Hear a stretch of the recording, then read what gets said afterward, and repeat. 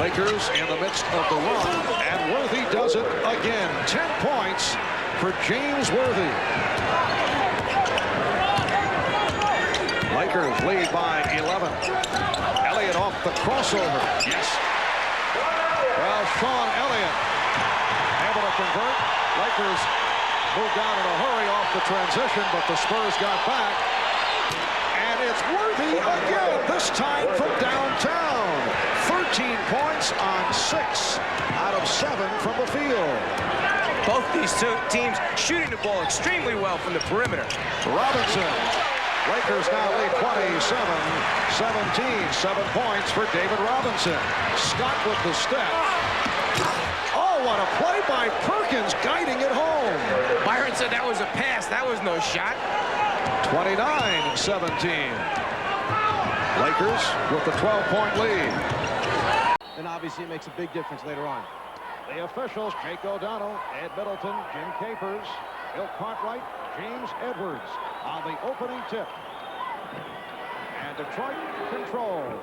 Isaiah Thomas, a native of Chicago, in the backcourt with Joe Dumars, Dennis Rodman, James Edwards, Bill Laimbeer up front. Capers calls it against the Pistons. An illegal pick was set by Edwards. I wonder if they're trying to make a statement here about the physicalness of this game right from the beginning. Well, Phil Jackson has been complaining that there have been different rules for Detroit. Paxson gets it down low to Cartwright. Cartwright, yes.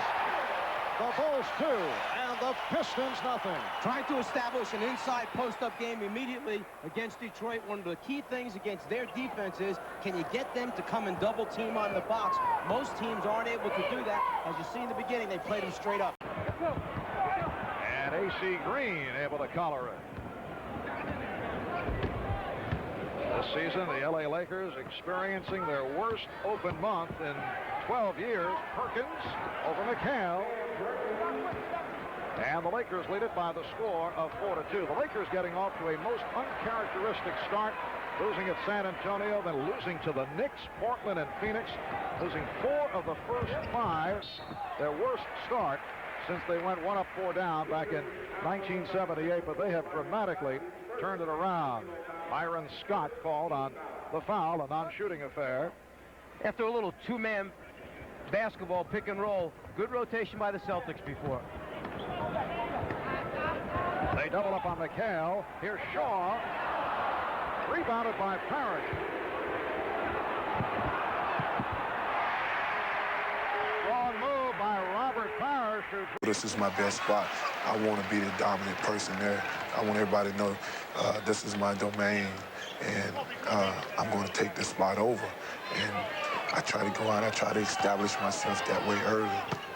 This is my domain, said the X-Man. Meanwhile, Dennis Rodman has given the Pistons a 12-8 lead. No, he's not an intimidator. He wants to put fear in his opponent's eyes. No intimidation. Kevin Johnson, and rebounded, one-handed by James Edwards. Did you like the trade? They gave up the instant offense, and Eddie Johnson in making the deal for Xavier McDaniel. As a result, very little offense coming off the bench for Cotton Fitzsimmons, but they got the physical player in McDaniel. Well, you give something up in chemistry and balance as Kevin Johnson drives to the basket and scores over the top of Dumars.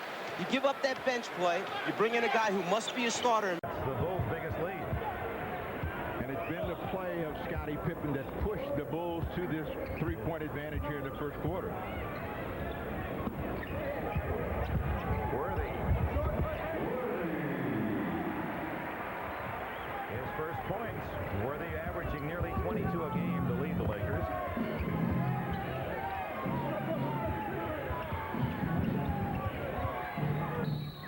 From behind, Byron Scott. His first foul. And only the second on the Lakers in this opening quarter. As you see Jordan and the rest of the Bulls checking the game clock and the shot clock, they want to make sure that they have enough time to get this one up and down. 28.7 to hold for the final shot for them of this quarter. Lakers bring in Tony Smith, a rookie from Marquette, to give The lead on the ball. Michael, given lots of room, can't hit it. Barkley in a crowd.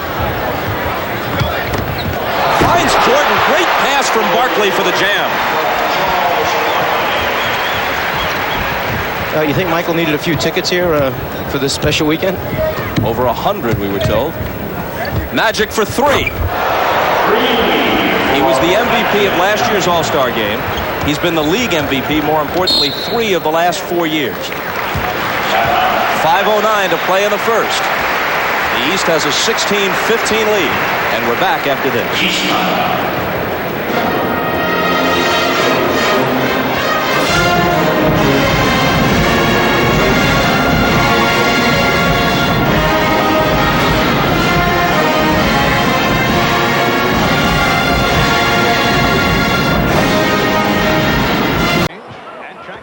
On the rebound. Pistons 21 and the Knicks 14 as we come up on 2 minutes to go in this opening quarter.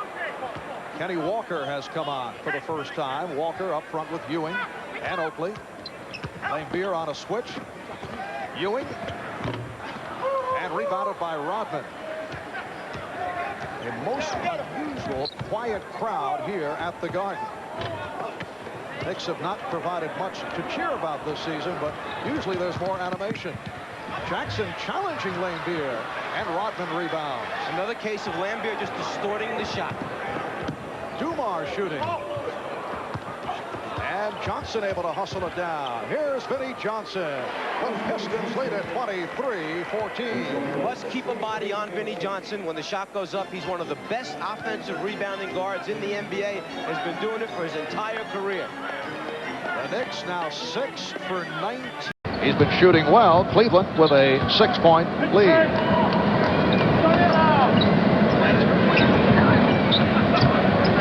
Pippen given the shot. That's the shot that hurts him on the road. And when you can't get that when you go in, that's when Pippen struggled, and that's when the Bulls struggled. Saw the hesitancy on the part of Scottie Pippen. Cartwright looking for position, and then had a force. Crowd wanted to travel. Cavaliers with the ball. They lead it by 6. Valentine trying to get it down low to Doherty. Whenever you see the tongue go out, you know something bad is going to happen. You don't know how bad it's going to be, but he was devastating on this jam. Just flew by all of the Cavs. He's off the mark. 6 straight points for Jordan. 6:20 to go in this opening quarter. Cartwright with the jump hook, and Doherty. Magic on Lambeer. Again, Eldon Campbell coming in off the bench, not used very much. The rookie, probably with his size and shot blocking ability, to be able to match up with Dennis Rodman and keep him off the board. Eldon Campbell, like Byron Scott, right out of Morningside High School in Inglewood, California. Byron Scott, interesting question there. When he was about 8 or 9 years old, I remember him coming down and watching our shoot-arounds when we were practicing with Jerry West and Elgin Baylor and that group back in the early 70s. He's come a long way. Chuck Daly finally gives James Edwards a rest. Mark Aguirre makes his first appearance. Dumars lets fly and misses. He's got his highest points per game average of his career, but playing more minutes and with the injured toe and the increased responsibilities in Isaiah's absence, he's got the lowest shooting percentage of his career. It's taken a toll. Magic goes cross court. Worthy almost lost it. In the NBA, you must keep a body up against him.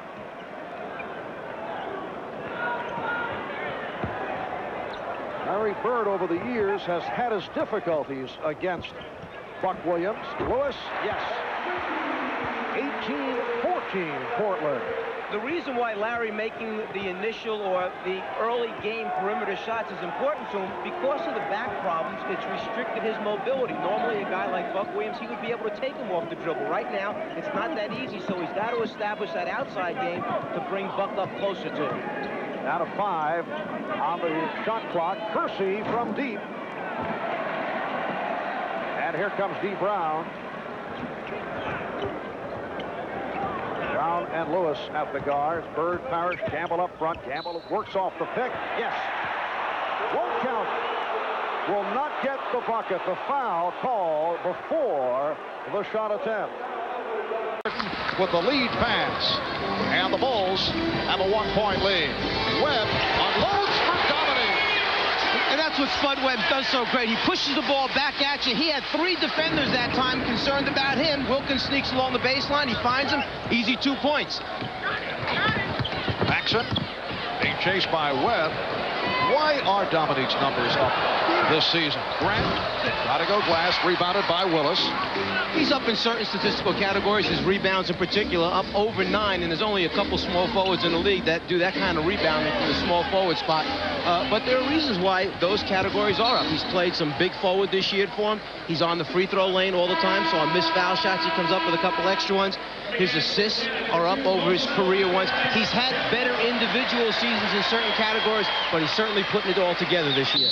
Moses Malone has come on, replacing Tim McCormick. And very much in the news these days. Charles is honest. One thing he is, he's honest. Yes, he does say what's on his mind, which can be good and bad. And Larry Bird with 8 points, 4 out of 8 from the field. 4-point Chicago lead. Both clubs remaining the same following that timeout. Here's Jordan. So Michael Jordan now 1 for 5 from the field, and he's settling for jump shots. One of the things that, as the guy playing Jordan, you would hope he does all night. Just stay out there, keep shooting jumpers. Just under 2 minutes to go in the first quarter. Lewis attempting to post up Jordan. Here's Shaw over Paxson. His second field goal. He has 4, 26-24, Chicago. In Boston, Paxson hit 5 out of 5 from three-point line. Well, the Bulls are the best three-point shooting team in the NBA. They haven't taken a lot of three-pointers compared to many other teams, but they're the best at shooting them percentage-wise. Hawkins off the dribble against Pippen, and he took a knee. The Bulls do not like the call. It's on Grant. Watch Paxson slide into an open spot and just wait for the basketball, be a receiver. He'll expect that skip pass across the floor. This is where he makes his living. Get to that spot, catch, shoot. Well, you hear the boos as Stacey King has come on. Early entrance replacing Horace Grant. Stacey King made his return on Friday night. He was suspended for the last home game after boycotting a practice. He'd been upset about his lack of playing time. On the other hand, his extra weight has not pleased. 10-2 Utah.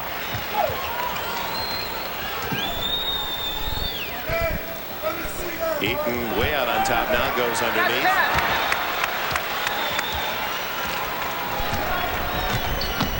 Stockton 12-2. His first points.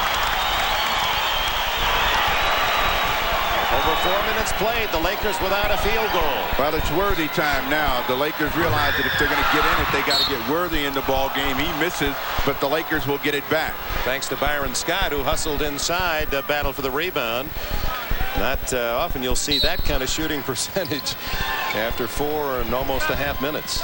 They had a couple of easy inside opportunities. They try to get a pick and roll here, and now they've been stuck on a perimeter. Into Divac. He finally scores on the putback at the 7:31 mark. You know, they got me down low now so much, I forgot how to make shots from the outside. I've lost my perimeter game. Yes, Bedford does, like Lambier, have the good touch from outside. Lambier called for the travel. Put the fake on Pippen, and he walked. Bill Lambier trying to do something that he normally does not do. Create with a little ball fake, take you off the dribble type action. Friday night in Charlotte, the Bulls beat the Hornets 115-99 to make it 3 straight wins, 5 of the last 6. Bedford on the rebound. Nicely done, and Lambier cuts it to 6-4. Now Pippen met by Dumars.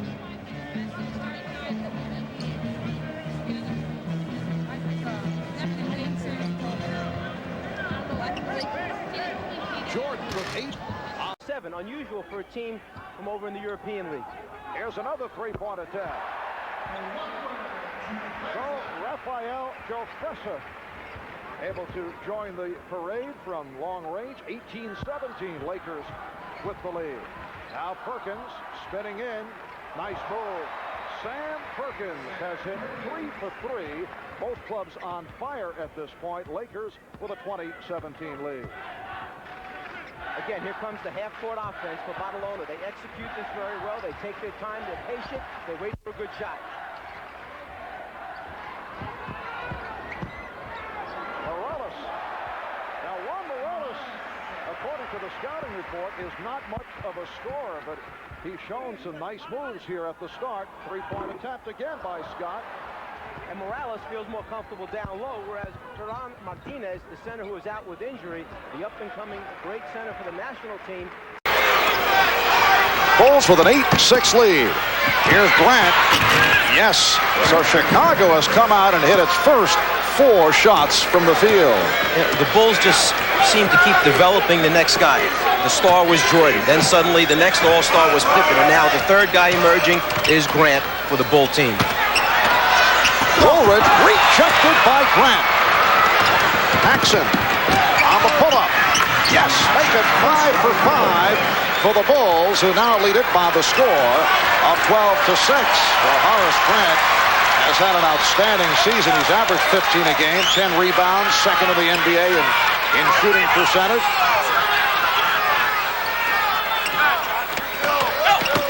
Here's Thomas. Isaiah Thomas with the strong move along the baseline and then was able to get it up over Cartwright. The Bulls 12 and the Pistons 8. They've gone to the whip early here in Phoenix. Haynes matched up against KJ. Chambers out top. Moved on Abdelnaby and swooped it through. He has 12, leading scorer in the game. An aggressive start for Tom Chambers at both ends of the floor. He's making things happen. This is where Ala Abdelnaby can get even. If he can get the ball down in that position and continue to get that kind of shot, he can hurt Chambers. KJ missed the shot, and it'll go to Portland. You see both players, players on both teams asking for fouls after some difficult misses. The more difficult the shot, the less likely you are to get to the line. Both these teams experimented with an increased half-court presence, didn't they, but abandoned it. Both teams wanted to be more aware. They had to knock on them that in half-court situations they didn't execute well. Danny Ainge.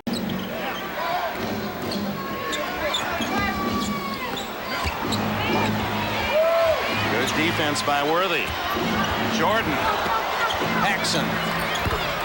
And the man who killed the Lakers in the playoffs, John Paxson, drills the jumper. Well, you can't let Michael penetrate like that, because when he penetrates, that means the defense has to help. Sedale help, and he kicked it to Paxson for the jump shot. Paxson with a steal, and then Threet gets it back but fouls in so doing. Anytime you have a terrific one-on-one player that commands a double team and can break down the defense off the dribble, all you have to do is float to an open spot. He'll find you, then you do your job, knock it out. Paxson is the best in the league at floating to the open area for the jump shot. Oh, he loves playing with Jordan. Confirmed that yesterday, saying, how can you not like playing with Michael? You get all those open J's. Cartwright over Perkins. Pippen stolen. The big reasons that the Knicks have improved in such dramatic fashion from a year ago. Here's Starks off the dribble, finding Vandeweghe. Yes. The Knicks 34 and Golden State 32. The pace of the game is in favor of the Warriors. That means that the Knicks are going to have to keep finding people to come off the bench and find the hoop. Mullen. Chris Mullen using the pick, so he now has 8, and the game is tied at 34. Look at the space that Mullen is giving Greg Anthony. Vandeweghe from deep. Mason with the tip. Oakley. Knicks controlling the board.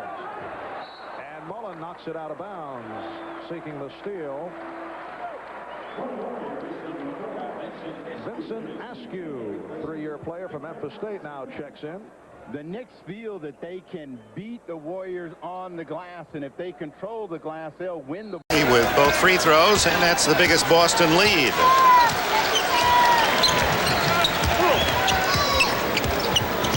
Worthy had broken free underneath, but three didn't see him. You see, Scott has got to cut through right there and allow Perkins a chance to go one-on-one. Tough shot from him. Perkins hit the side of the board. And a foul against the Lakers. Byron Scott. 2:41 remaining in this first quarter. It's all Boston. Rebound Johnson. Magic Johnson with the ball. Oh, he scores! And he is fouled. Look at Irvin Magic Johnson.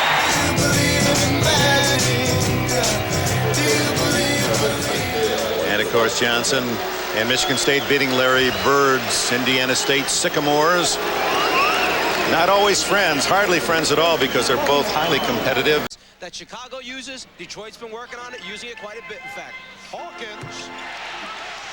Percy Hawkins, who shot only 4 for 17 on Friday night against the New Jersey Nets, able to convert on his first attempt. Thomas being played by Dawkins. Nice pick and roll for Rodman. Well done. And the game is tied at 2. You're wondering why they might change an offense and start using someone else's, because after 5-6 year run together with this team, sometimes it's nice to just bring in some fresh stuff. The players enjoy it, and he likes the offense, Chuck Daly. It gives him some movement. And the Sixers try to go to the pick and roll route, but it was stifled by the Pistons. A triangle designed to get more motion, more players touching the ball. Here's Woolridge. Fourth year, man, Perry. Blocked by Perry, controlled by Chambers. 3-on-2. Perry at the other end, can't hit. KJ gets the rebound.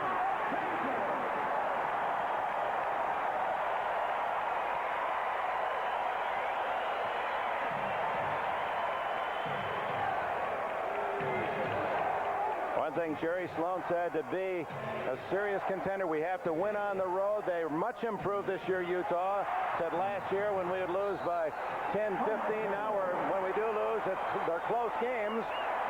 But off to a bad start in Phoenix today. And with 1 minute and change remaining in the opening quarter, Phoenix has a 14-point bulge. Well, Sloan knows, like all other coaches, that a 14-point lead early can be overcome. But you got to do it by forcing the team to become a perimeter team, right? Second left. But for the NBA's 5th leading scorer, this one-on-one duel isn't at all one-sided. Face him up and bust his ass to the basket. Clyde. Drexler shuts him off. Clyde spins back and scores. Clyde has always been a potent offensive threat, but now he's starting to show he'll do whatever it takes to succeed. This year he seems to have been able to fit the need that they have to win ball games, much like Michael was able to do last year. The Bulls have already matured into champions. The Trailblazers have been to the finals, but come away frustrated. You can have all the athletes that you want on the squad, but if you can't translate it into winning, doesn't serve you very well. Despite great individual talent, the Bulls play as a team. If you're in isolation, if things don't work out, communicate with each other out there in the floor. Until the Blazers rise up and win the title, they'll always have their doubters. Just played basket. Got him, and he hasn't had a chance to really do what he does best, which is score the ball. Looking for Hawkins. Same place he had it a minute ago to Gilliam against Grant. Works his way in. Grant got a piece of it. Michael the other way for Chicago.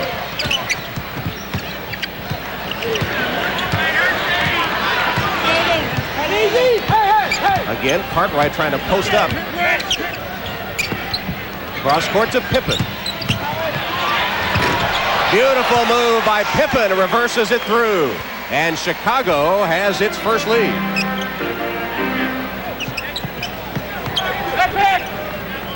Barkley got around Pippen. Couldn't hit it. The ball almost stuck.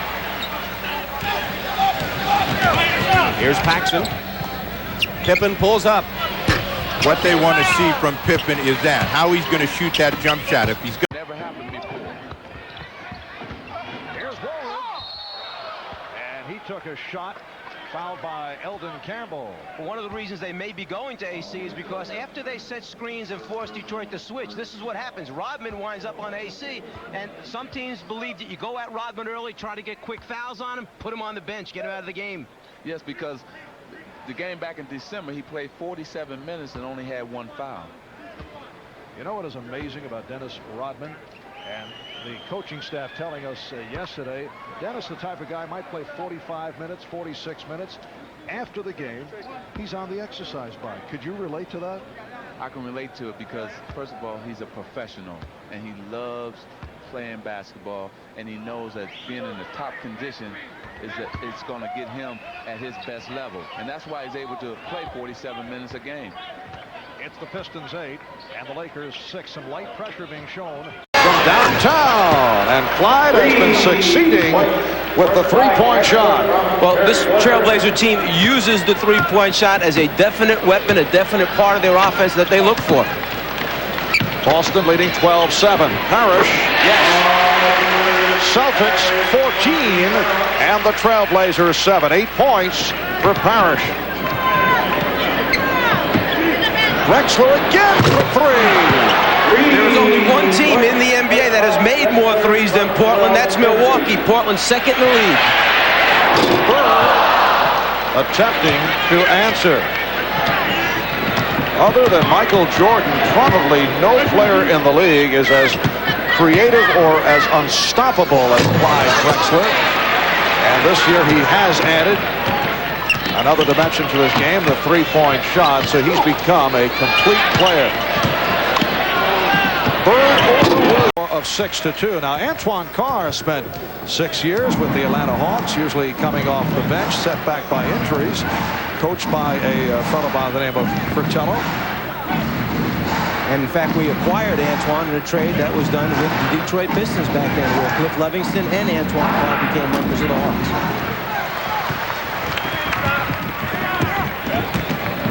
These two clubs met in San Antonio back in early January. The Spurs won it 100-90. Spurs were led by David Robinson. And the foul is called.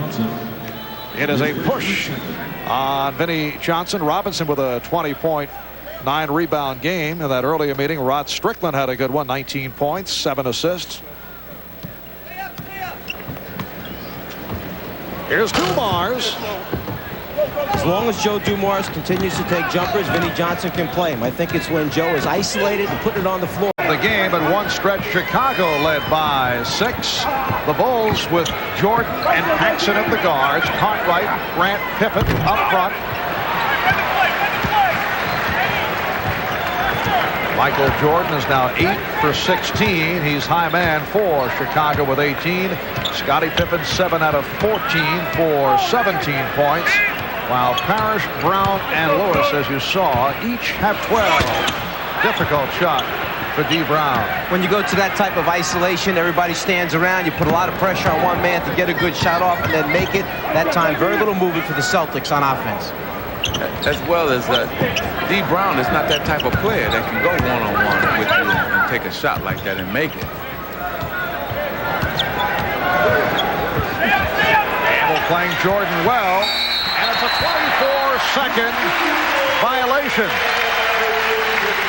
The Celtics have been posting up very well this afternoon. So why don't you go back to that and stick with it? Ride Parrish, ride Pickney, and McHale, because that's where you've been getting your points and easy shots. Just underway in the third quarter. Now they double up on Parrish. Shot clock at 3. Lewis. And back comes Jordan. 3 on 2. Paxson. Try to get him off that block and took Blue Edwards out. I know John Stockton is out of there, and Edwards will move back into the back court. This is Jerry Sloan has kind of maneuvered things around looking ahead to the playoffs. Divac wanted the behind-the-back pass. There was no teammate there, and they run out of time. Jazz's best defensive stand to this point is they reacted to all of the ball movement, personnel movement of the Lakers. They get a violation, they'll get the ball in. When they have this combination, Jeff Malone, Ty Corbin will play in the back. Lou Edwards stays up front. On occasion, he will also drift in the backcourt, right now being guarded by Byron Scott.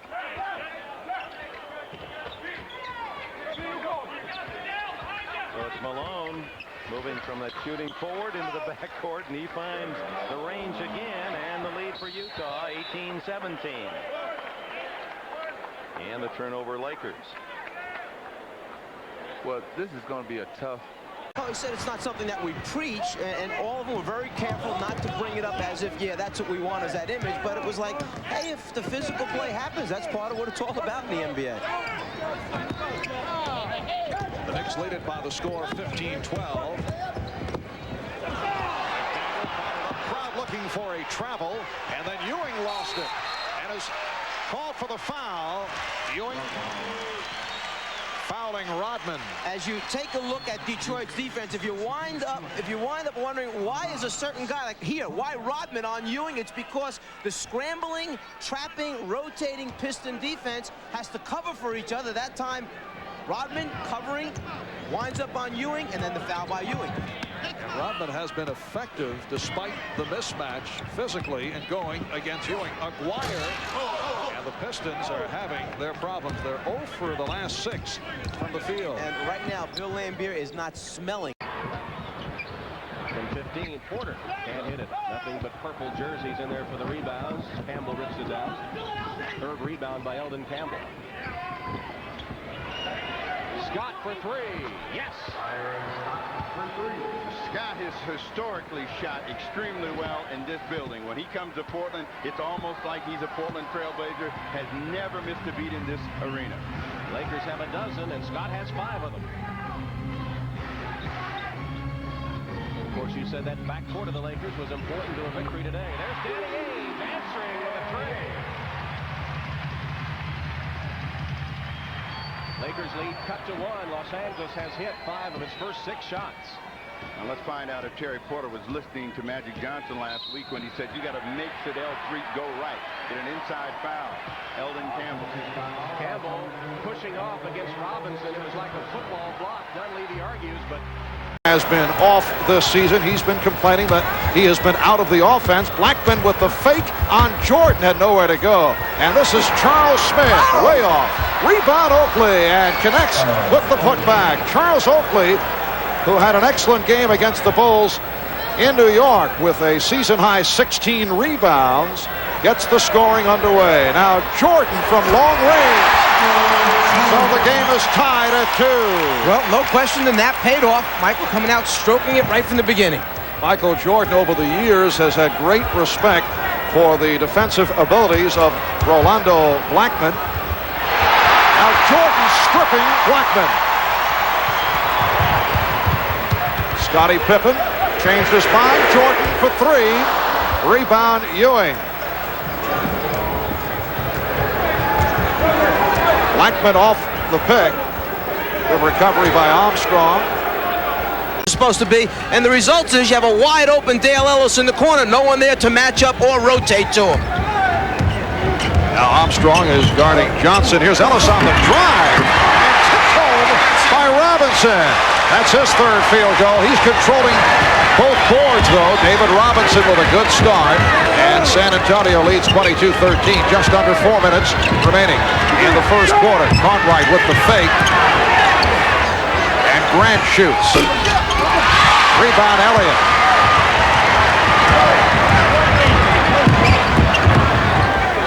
Carr. And back comes Pippen. Look to accelerate. Baseline was closed, though, by Ellis. Cartwright. Fires one hard off glass.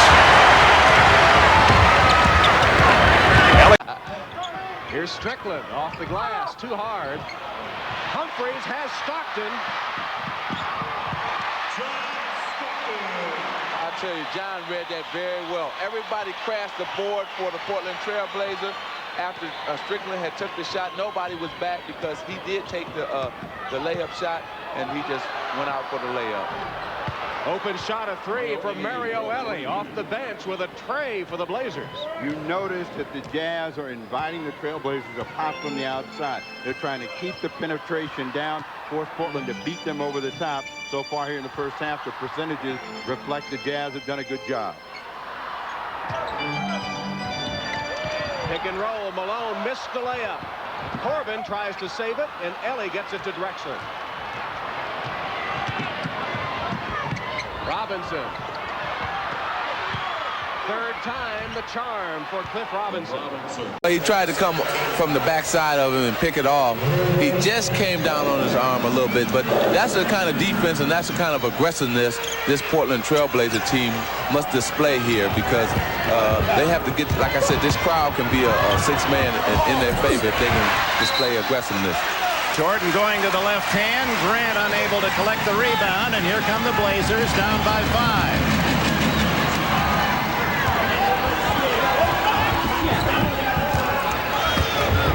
Drexler over Jordan. Pippen the other way, and Jordan flashing down court. Jordan, B.J. Armstrong, and Jordan saying, all right, he likes what he sees from this young man from Detroit, B.J. Armstrong. Well, as B.J. was saying, that Michael now has more confidence in him, is looking for him to shoot more, to run the team, and B.J. is taking over that. Shooting efficiently recently. He went a long time without even looking for shots. He was passing up layups at one stretch. I mentioned to him prior to the game, hey, the jump shot's back again. He said the jump shot never was gone. He said, I just wasn't taking it. He said, it's trying to understand where I fit into this half-court offense. All right, here's O'Neal. The power move by Shaquille. So the Knicks with a 4-2 lead. If you let Shaquille that close to the basket, there is nothing you can do about it once he catches it.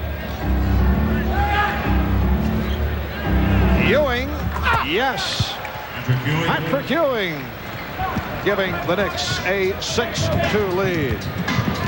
Both Patrick Ewing and Shaquille O'Neal hit with a touch of a flu recently. Shaquille feeling around for Ewing, and he drew the foul. JR, rebound O'Neal. Oh, he came down looking to fire the release pass. No one open. What they have to do is get O'Neal involved down in the low post. And you can see that's his overpowering strength. And that's the first time he's been able to do that. You go back at the other end of the floor, you'll find out when Shaquille O'Neal is inside, that's when he is very tough to get the ball over. Lloyd Daniels trying to squeeze one off, had it slapped back. There's one glaring weakness in O'Neal's game. That's it, free throw shooting. They're working on it. Daniels unable to connect. It goes to Skiles. Here come the Magic down by 4. O'Neal over the back of Robinson, and it's stolen. Lloyd Daniels comes up with it. I think the fans should also realize that you're going to see a lot of jump shots in this game today. Good pass right there by Davis. McCray loses it. Nice defense by the Pistons. Rodman ahead to Robertson. And he'll go over Purdue. Detroit has started 8 of 8 from the field. They're on a 13-0 run. Playing Alvin Robertson at the small forward spot isn't all that bad for the Pistons, because you have a guy who can move his feet, stay in front of Pippen. Size on the glass might be the determining factor here. Advantage to Scottie Pippen in Chicago. Bulls start 3 of 9 shooting from the floor. Here's Purdue. Mills picks him up. Isaiah in the mismatch now against Pippen. And Jordan will launch a 3. You talk about teams that are on fire, coming out, lighting this thing up. Both teams making perimeter shots early here, heating up right away. Michael Jordan now with 7 points in the game, and it's a 10-point Detroit Piston lead. Isaiah's got 4. He's guarded by Armstrong. Nice fake on Armstrong. Rotation defensively by Isaiah with the miss. Robertson with the rebound. Larry Smith, who has not been getting the playing time, providing a breather for David Robinson. Dale Ellis also sits down. Sean Elliott returns. I think John Lucas realized that he needs a little muscle, a little toughness out there. He's playing Larry Smith, who hasn't played in quite a while. Knicks 16 of 24 from the field. It has been a blistering pace here in the first quarter. Face it to the hook. And the Knicks have hit their last 5. The Knicks again by 20. San Antonio will hold for a final shot. Down to 10 seconds in the quarter. Starks fronting Daniels. Down to 5 seconds. What a job by Starks on Daniels. And then a blocking foul called. Starks trying to draw the charge.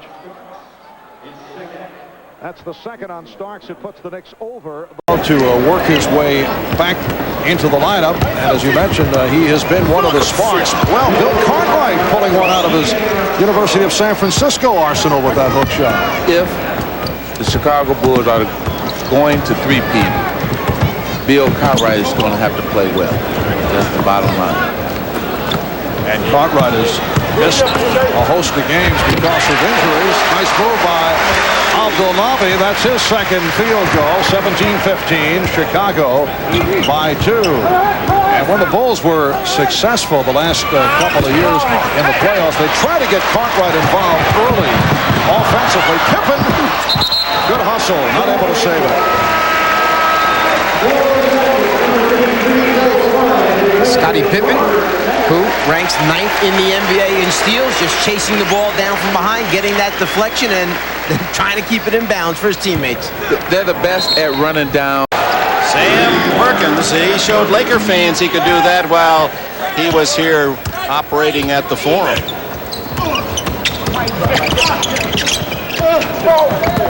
Divac against Perkins.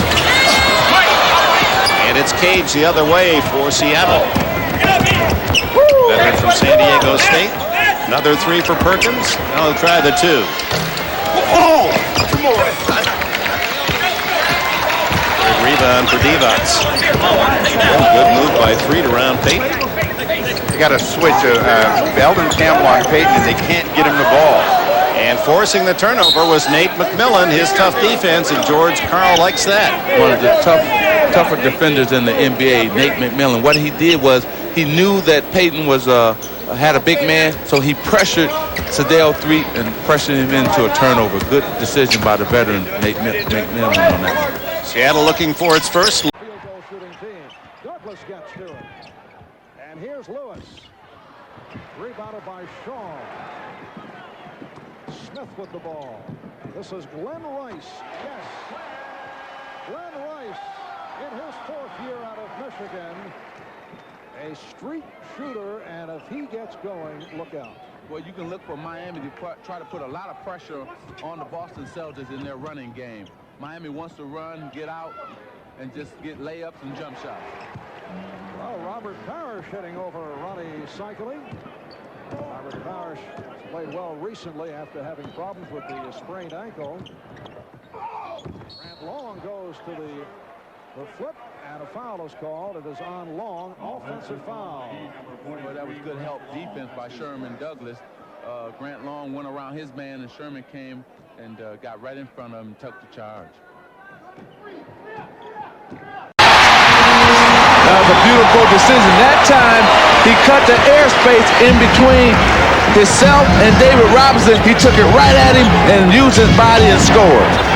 Avery Johnson. Robinson can't follow. Sabalas to Barkley. Loses the handle, gets it back. Watch out for those shoulders, say the Phoenix fans. Yes, look at Salvo, all on the floor. Great hustle. Fans love that. Here's the hustle right here. And Charles Barkley said he wants a championship, and he's proven it right there on that play. 3 minutes gone. San Antonio 6-4.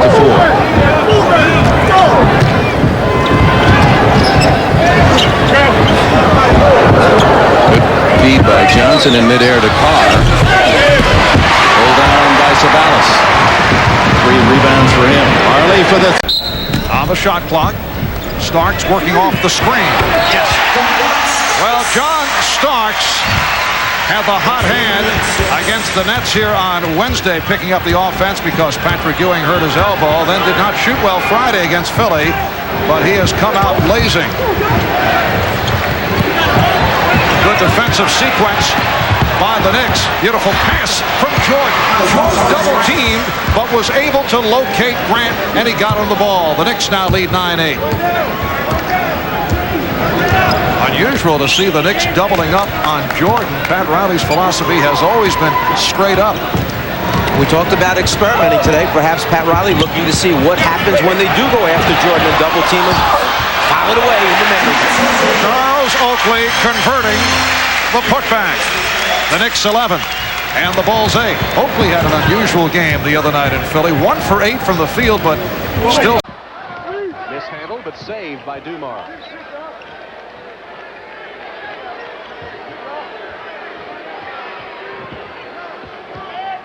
Isaiah sets it up. Shot clock to 6. Rodman dishes inside. Holliday has another. Somebody at least better pay attention to Polonese off the ball. He's been in the slot and been available for cheap buckets at point-blank range. He's very dangerous. Double-figure lead for the Pistons. Shooter's roll that time for Derek Coleman off the front of the rim. 9 points for Coleman.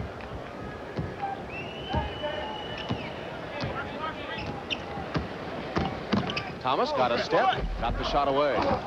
Mahorn had it stripped by Isaiah, but out of bounds to New Jersey. It's eerie, isn't it, to be in the Palace and to hear absolutely no crowd noise at all. I mean, deathly. Tony Kukoc, who has been an important player for the Bulls coming off the bench, averaging 13 points a game. We talked about Kukoc with Scottie Pippen, who says, yes, Tony has played well, but still has to make some adjustments to his game. You come into this league and you feel like that you can get to the hole and you can finish, but you got to figure that there are guys now in this game that are bigger than you, they're shot blockers, and they're more talented. And I think he's finding out now that he's going to have to make teams come out and play him for his outside shot before he can start destroying other parts of his game. One of the big problems with that is Tony Kukoc, who's shooting very poorly from the perimeter, in particular from beyond the three-point arc, down around 24%. The rest of his offensive game has been good. However, he has had to think about the triangle offense, and when you're thinking out there, you're in trouble. Here's Brett Kite, who just checked in, and Bill Winnington, who just came on for Bill Cotton. Out of bounds and back to the Rockets. Danny Ainge. If you're the Phoenix Suns, you've got to make Ori prove to you that he can make an outside shot. And they're way off of him right now.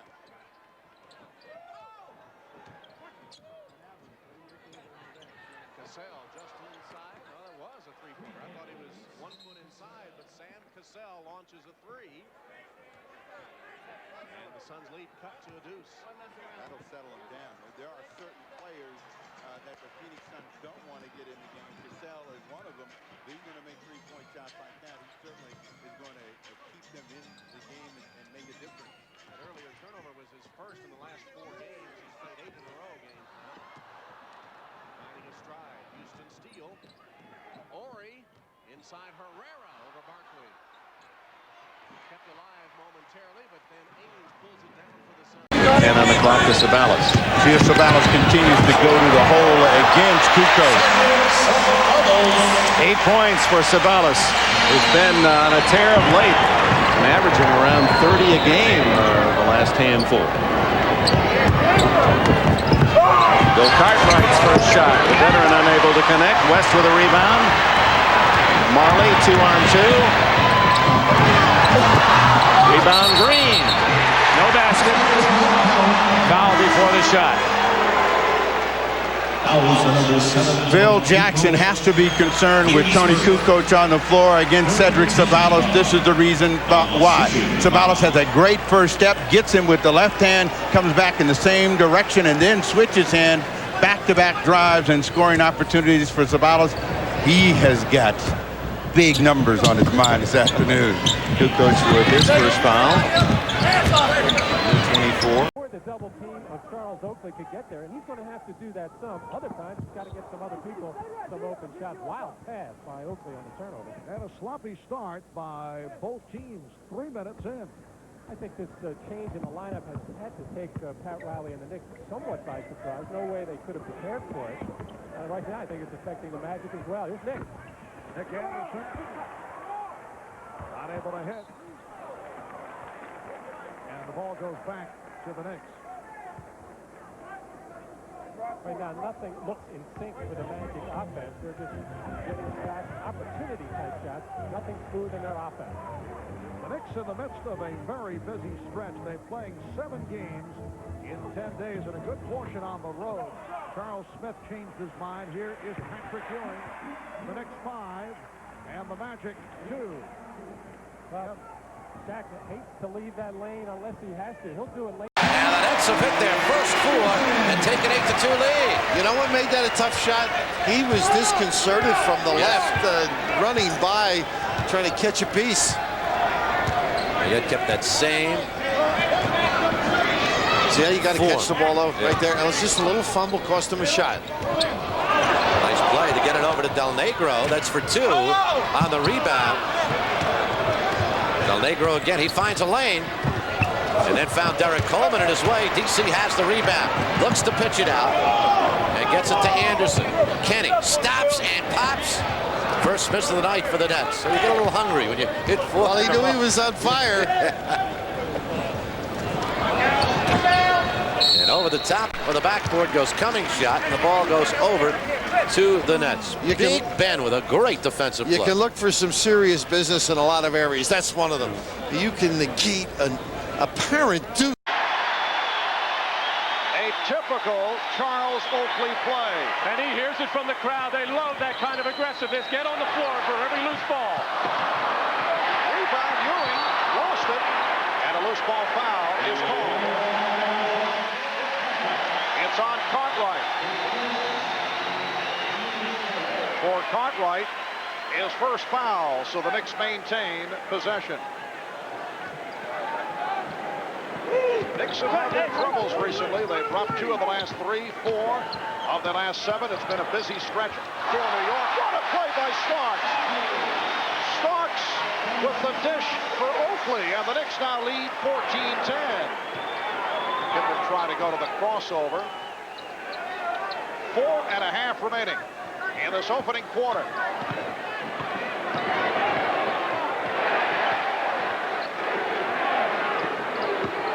They didn't say that when Hardaway dunked. They didn't say that when they got that layup. But O'Neal goes out and they slow down. Well, I think the crowd had the life taken out with the injury to Shaq, as they're all wondering just how bad that might be. Foul on the rebound.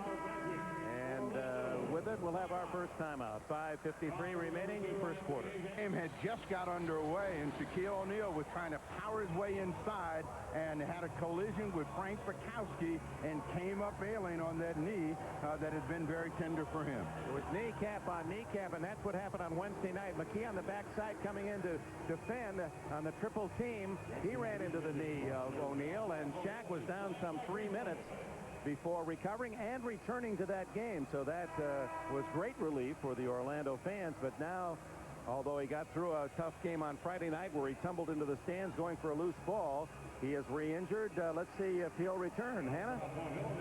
Well, Dick, it looks like Shaquille O'Neal will. Mentioned earlier, Paul Westphal upset. Miller once again put on the weight. A little message from the coaching staff. John Starks. Line drives it home, and the Knicks have a 6-5 lead. 3 minutes gone by. Kevin Johnson pops it out. Here's Dan Marley for 3. Well, Dan Marley the other night in the loss to Utah, along with several of his teammates, way off the mark from the field. He was 1 for 7 from downtown. That was preceded by a hot stretch of three-point shooting. Ewing gets inside, gets the reverse, showing high off glass, and the game is tied at 8. Marley with the save for Green. Rebound Oakley, and now the Knicks look to break. Starks able to get back. Well, the Knicks want a fast break when they can from the defense, but they don't want to get in the helter-skelter game. Barkley off the steal, getting it for Green, yes, and it counts. understand that. However, the Cavaliers have been quick defensively. They may be getting a little bit tired in this first quarter. The same group has gone all the way as Scottie Pippen just right down the lane. Pippen got a piece of it. And off the contact, the foul called on Pippen. Well, actually, they thought they had a double team, Hot Rod Williams and Bobby Phills. And when you have a player like Scottie Pippen, you better make sure you clamp him. John Hot Rod Williams got his feet all crossed up, and the weak side defense, Gerald Wilkins in particular, sound asleep on that particular play. So Bobby Phills to the line. Chris Mills, the rookie from Arizona, #1 draft pick, has come on for the first time, replacing Gerald Wilkins. Bobby Phills, a 73% free throw shooter. Prior to this season, he was strictly garbage time. Played well in the Minnesota Summer League. Dale Ellis inside the line, 6-4 Spurs. You have Ellison's got two great catch-and-shoot guys, and they're matched up against each other, and they both have to stick it well this afternoon to take pressure off the inside players, O'Neal and Robinson. Inside to Shaq. Pulls his way against Robinson and slams it home. 4 points for Shaq. You think he didn't want to play big today? Robinson's turn. They clear it out for him.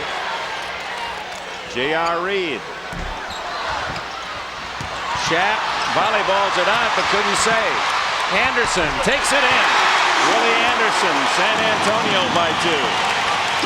You know, hockey, and they got to get an assist to somebody. Give David Robinson an assist because he... Story. Can you tell us a little bit about that? 13 years old on the East German border. I finished a lecture. He came up and tapped me on the shoulder and asked me for some exercises for his legs. And so I was getting his address. I said, how long you been in service, soldier?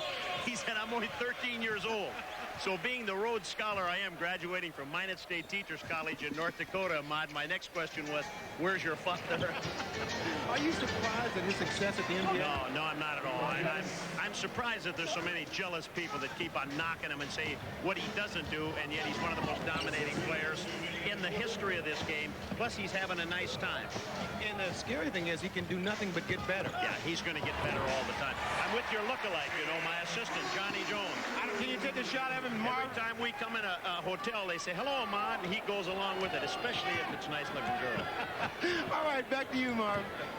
Thank you, Ahmad. Ahmad asking me to take the shot of him. I'm not directing this telecast. What a move by... 4-on-1. Broken up by Brown. But it's a very poor pass-breaking feed and a toss as Derek Coleman finished it off. And Derek very slow and lazily, not even getting to half court, getting back on defense, does get rewarded, though, as he gets the bunny at the other end. The what? I'm sorry. That's an old baseball. The bunny. That's a 3 for Harper. Is that out of the Philadelphia schoolyard? Yes, sir. That's good. They've heard of that here in the New York area. In New York, they say a chippy. Okay. All right, here's Coleman. Rebounded by Anderson. Kenny Anderson. And the Nets up by the count of 15-11. Lead pass broken up. Oakley back. Edwards for Anderson. Well, Kenny. Marley. It was touched by Payton. And Marley then controls with 8 on the clock. Takes the 3. Green. Green on the block. No foul. Away. Michael Cage with a block. New clock, 22 seconds. Beautiful block by Cage. Payton with KJ. Michael Cage setting up that break by Payton. So the defensive statement that the Sonics wanted to make is here in the first quarter of play, and they lead by 10. Kemp with a reach in, his first foul. Michael Cage. Michael Cage is a guy that doesn't get many points and doesn't. Ties it at 23 with his first points. Now the first quarter, all that we had hoped, and Kevin Johnson forces the turnover against Vinny Del Negro. And with it, a timeout. Dennis Rodman, well, you won't see this very often. His 4th of the year. Dead center. He's the Noah beyond the arc. Lucas, we got him. Noah.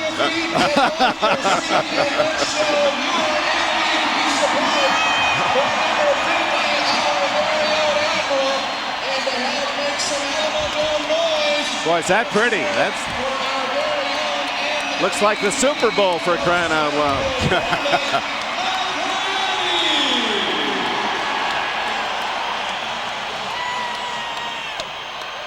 That was funny. The thing unravels. Larry Kristoviak in his 8th season out of Montana. Injury hit career on the injured list earlier this year with a stress reaction to his right foot. And his job will be, just like Jeff Turner's, to try and keep one of the best offensive rebounders in the business, Horace Grant, off the glass. Jeff did a fine job in these first 5 minutes. Orlando 15 and Chicago 9. Pippen will throw it in. Chicago Bulls have won 4 straight on the road, 7 of the last 9 away from home. Here's Longley to the running hook. Rebounded by Anderson.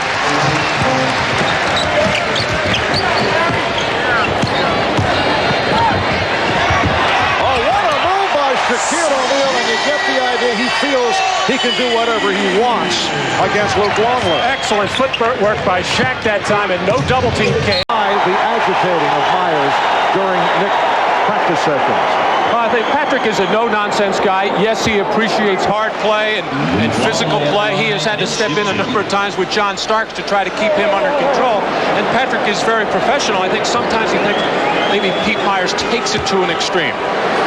Well, Pete is the type of guy who can get on players' nerves. He plays hard, and he's also trying to use the tools that he has.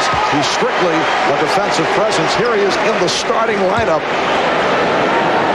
With Michael Jordan departing, it's Pete Myers who is the starting guard at that position. This is a guy who's been around, originally drafted by the Bulls in the 6th round in '86. Spent a couple of years with Chicago, then some time in the CBA in San Antonio and Philly, the Knicks, New Jersey. San Antonio, spent 2 years in Europe, and here he is back with the Chicago Bulls. And so far, Hubert Davis is lighting him up at the offensive end of the floor. Yes, that may also have something he has not been able to do, but he's beginning as of late. Ewing drawing a double team. Again, a pretty pass. That's his 4th assist. Oakley gives the Knicks a 1-point lead. And that was against a tough double team by Scottie Pippen. Patrick still able to find the slashing Charles Oakley.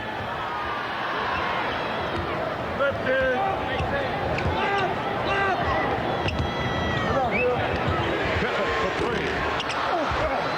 And Ewing with the rebound. So Scottie Pippen hit his first 3 from downtown. He's missed his last 3.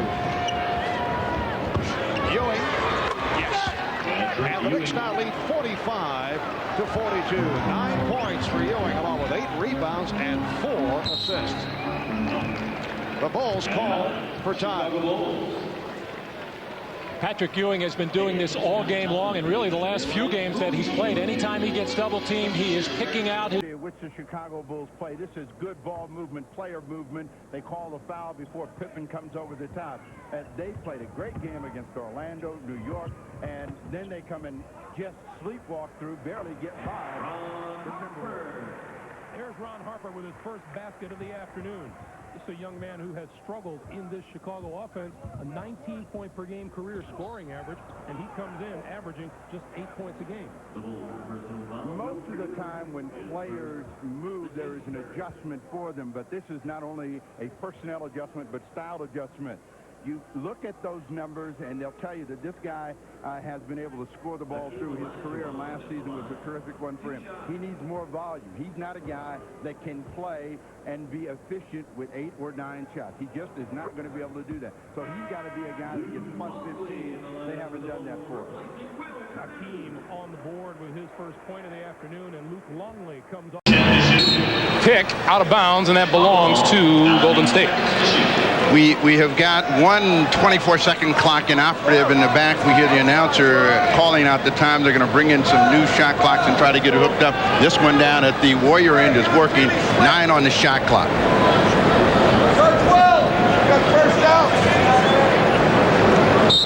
So Scottie Pippen inbounds.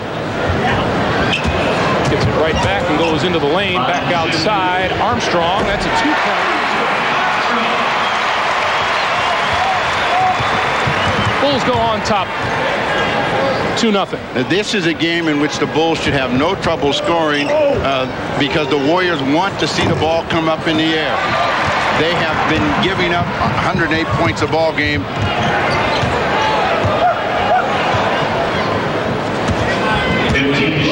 Armstrong back outside.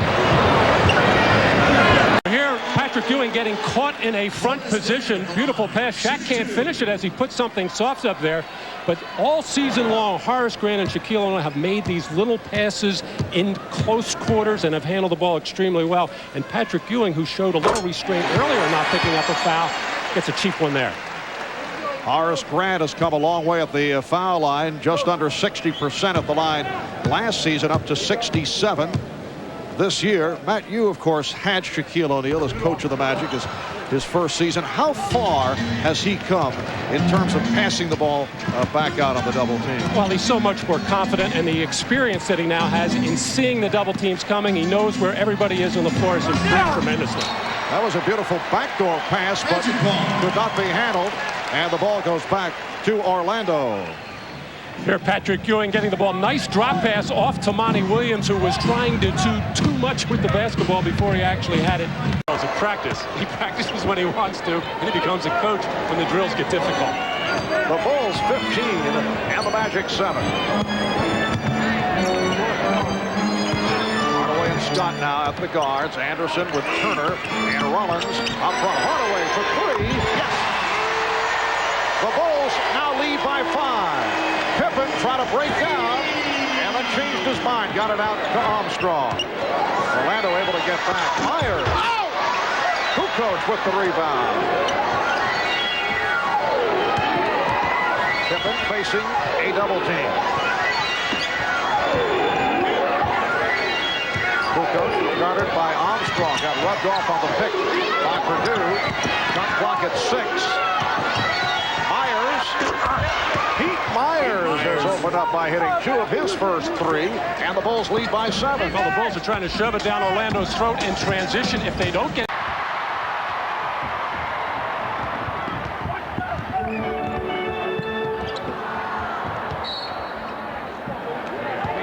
down low, and that's on Chucky Brown. So Dennis Rodman's complaints a few moments ago pay off, at least right now. If you take a look at isolation, you see Chucky Brown is just face guarding, and his job is to keep him off the glass. Chucky Brown said, "What?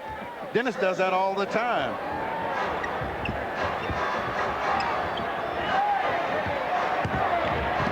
Robinson.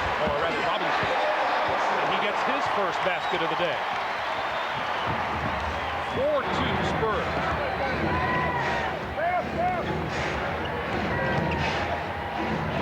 Tried to pick and roll, but David Robinson took the pass away from Kenny Smith. Del Negro gets the 2-pointers.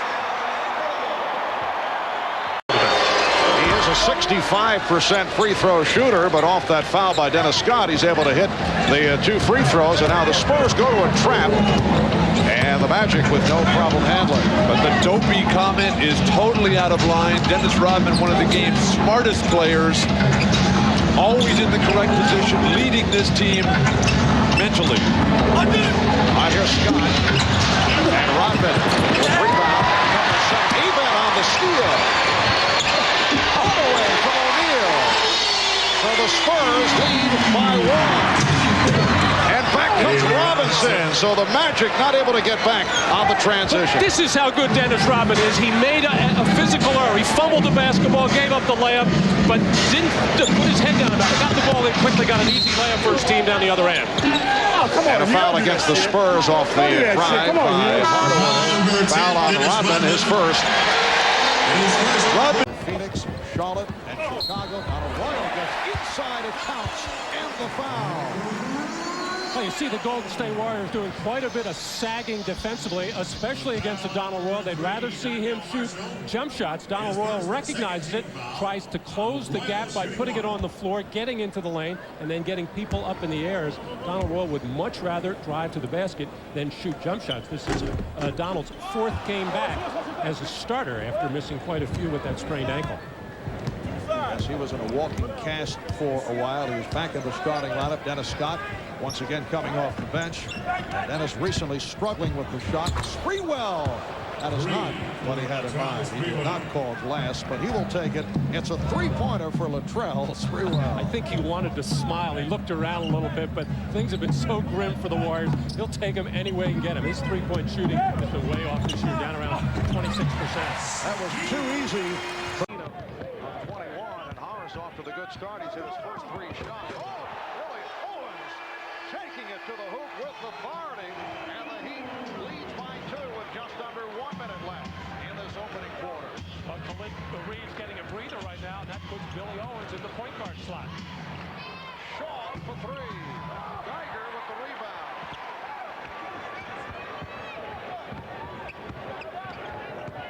Gamble looking for the shot.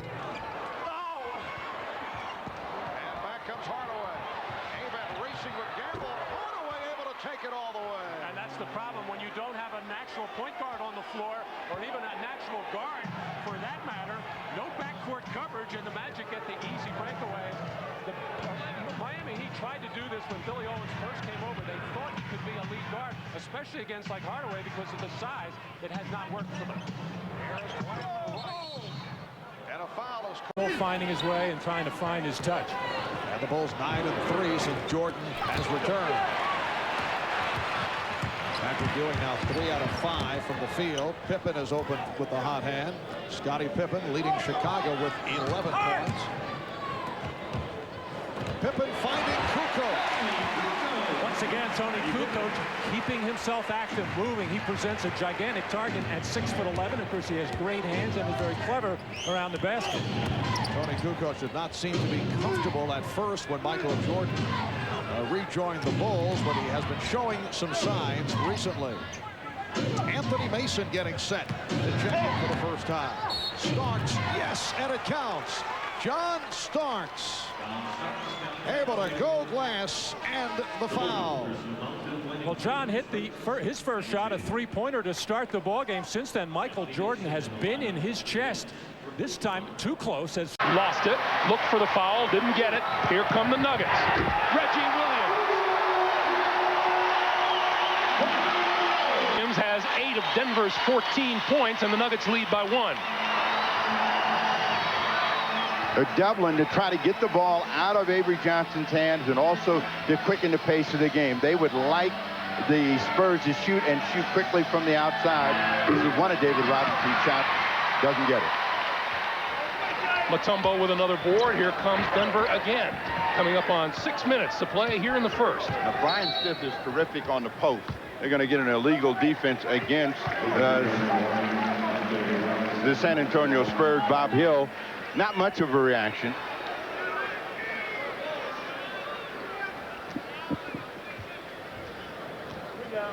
Nuggets get a new 24. Now, Rodney Rogers has foot in height over David Wingate, who pumps, nothing there. Jordan comes down, blocks the ball anyway. Joe Wolf in for the Hornets, giving Larry Johnson a break. Johnson goes to the bench with 8 points. Phil Jackson now has to decide what he's going to do. He's already taken Kukoc out. Armstrong faked Bennett to get open for his shot, then couldn't finish it, and Wolf boards.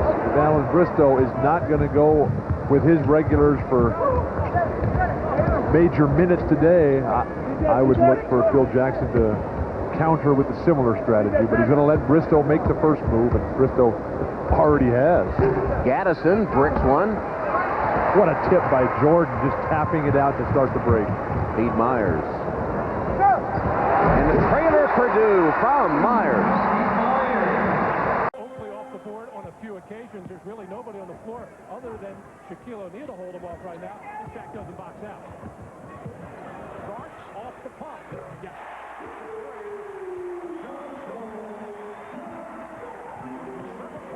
For Starks. The next 23, the Magic 14. Turner, who has the good outside touch. Here comes Davis. Broken up by O'Neal. Good play by Shaquille. That time getting back and got a hand on it. Here's Scott for three. Yes. Dennis Scott, who has been a major contributor off the bench this season, able to knock down his first field goal attempt. He is shooting 50% from three-point land over the last 13 games. And the other thing, having Dennis Scott on the floor, his presence spreads the floor that much more for Shaquille O'Neal. You must honor Dennis's three-point threat. Smith feeling it. Rebound. Barkley arguing for a foul call that wasn't made at the other end of the floor. He got pushed. He was wide open for a layup, and suddenly the ball went over his head. Askew gave him a little nudge, and that's what he's trying to point out to Jack Nee. What do you mean get pushed? He mistimed the jump there. Who's going to be able to push Barkley out of there? Sarunas Marshallonis is onto the floor for Seattle. Kevin Johnson back outside. Barkley. Shot clock at 5 outside. Person. Wesley Person for three. Barkley's penetration and dish has been magnificent all day. Askew, a solid individual defender, has the quickness to keep in front of Barkley. No need to double team in that situation. Trying to use Askew down against Person, does a good job getting around, pushing it out of bounds. The Sonics have to understand that they can get back in the game. The Phoenix Suns are the type of team that will allow you to get back in the game, but you've got to start making. Gugliotta with a beautiful baseline touch. Well, that one would not have mattered had a double team come. That's Akeem's favorite shot. That spin away on the baseline. Too quick for Shaq to challenge. Again, the rotation off the double team by O'Neal. On O'Neal. Kept alive by the Magic.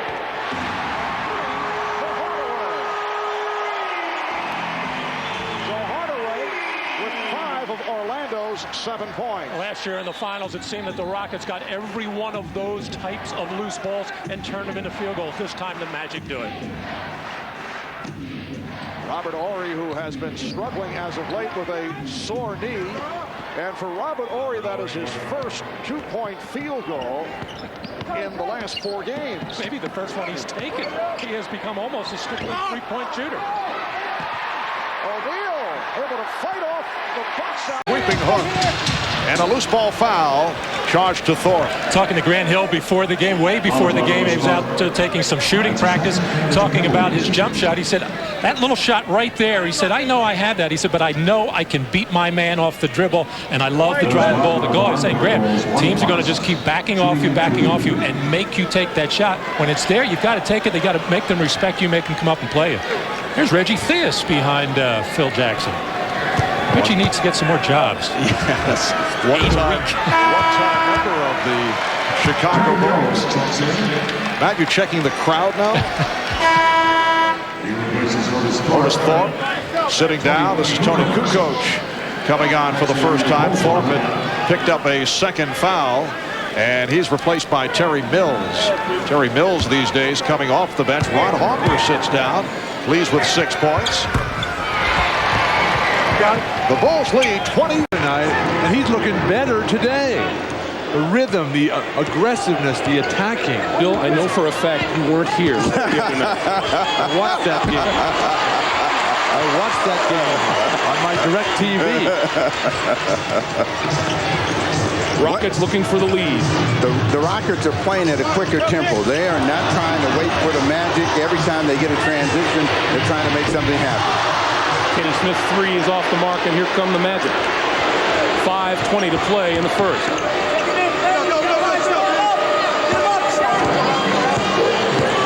Hardaway crossed the lane, gets a shot away, and drew the foul.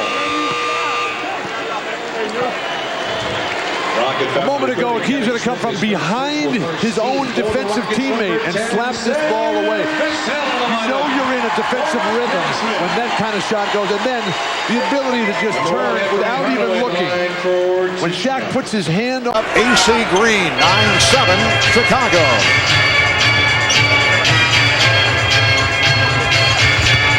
Offerman on the switch. Longley now being played by Person.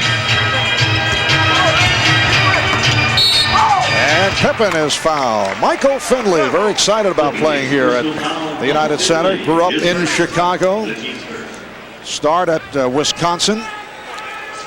Well, Bulls always dangerous in transition and in the open floor. Scottie Pippen, in effect, the point guard for the Chicago Bulls. They like to get the ball into him on fast break situations. He sees the floor so well, makes good decisions. And when you have people running the wings, like a Dennis Rodman and, of course, a Michael Jordan, who can elevate like that, it makes it easy to be a player in the middle and make plays. So the Bulls lead by 3. Phoenix Suns last year finished first in the Pacific at 59-23 in the. Just an incredible mind about the sport of basketball. Such an innovator, such a teacher, inspirational leader. Brought stretching and physical fitness into the sport of professional basketball. You know, Steve Jones says he made you the player that you were. Well, Steve was the player, but Jack was the coach. I got you. Steve was the player. You were on that team.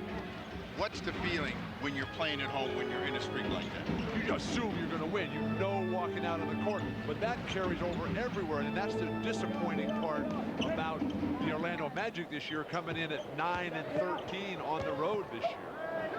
Anthony Bowie and John Koncak on the floor for Orlando to travel on Bowie and turn it over to San Antonio.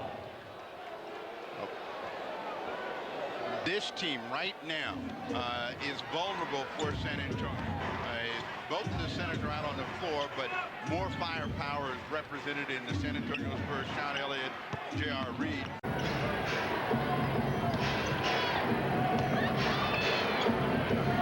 Open shot for Weddington. Rebounded by Rodman. Here's Pippen for 3. And Miller collars the rebound. Well, even though they came up empty, that's a pretty good example of the Bulls offense. They get a good reversal, get a good shot, get the defense moving, and that's how Dennis Rodman can get those easy offensive rebounds and get another shot opportunity. Bulls opening up with Jordan for the most part going against Jackson, but we'll see the matchup against Miller. Farrell not able to hit. Davis. Dale Davis with his second field goal. Pacers 17, the Bulls 7. And Dale Davis at 6'11" with unusually long arms is the kind of big forward that can give Rodman problems by able to reach over. Rodman gives it back to Jordan. Pippen, and that's his. 5 against Detroit, also hit 5 from three-point range in that game. Nice recovery by the man they call Super Mario. Mario Bennett, 6'9", 235-pounder, first-round draft pick out of Arizona State, who has come back from arthroscopic knee surgery. Williams with the rebound.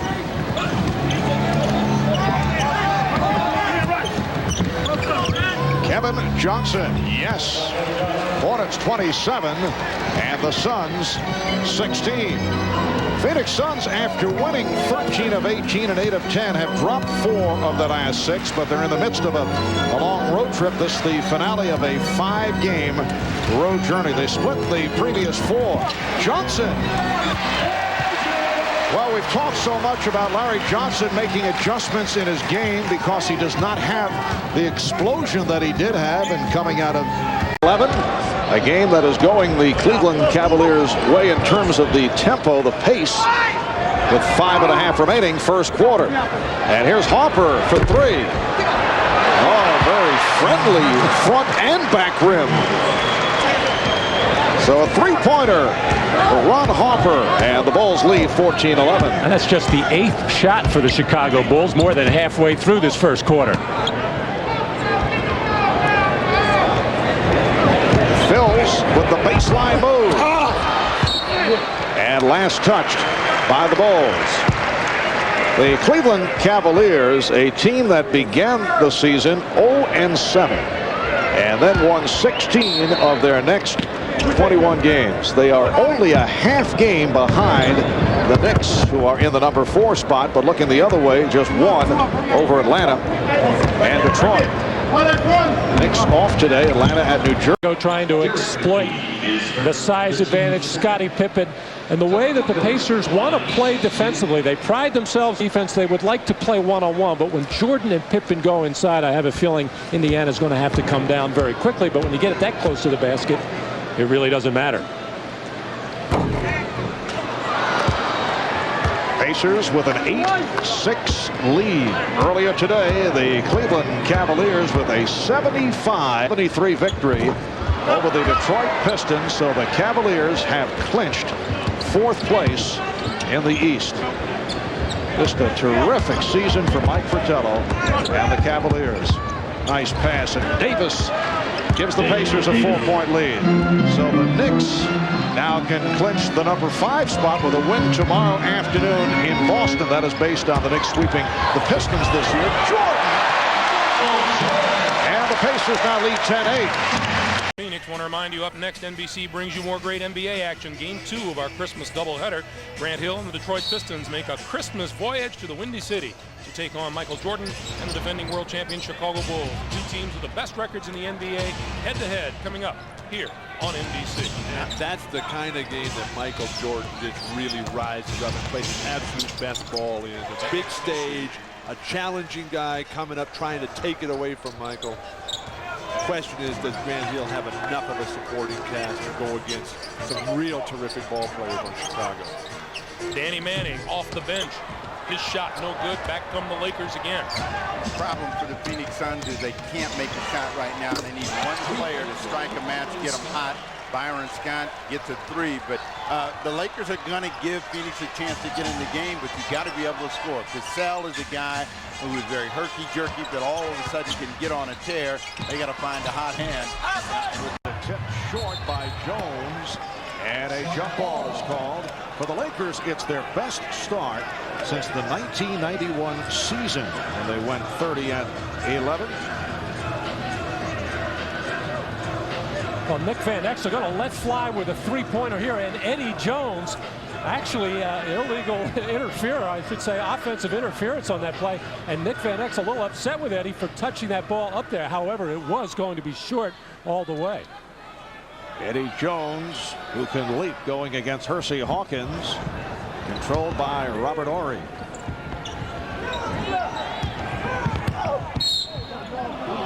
And a pushing foul. Terry Cummings, who came in just a moment ago, only his 6th game as a member of the Sonics, signed as a free agent 2 weeks ago. Signed for the NBA minimum wage for the rest of the year, which could be an excellent $136,000. Created that play was Tony Smith didn't go to double team on the low post, but he wasn't watching his man, and Houston got wide open on the perimeter. Cuts the Charlotte lead to 1.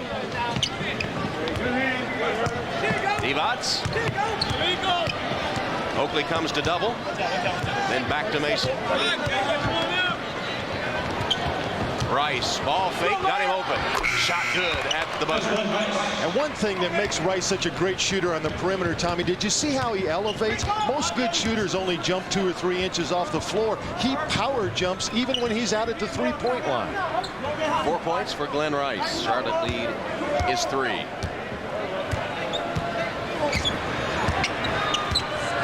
Double team. Oakley. Second layup he's missed. Bogues is tripped.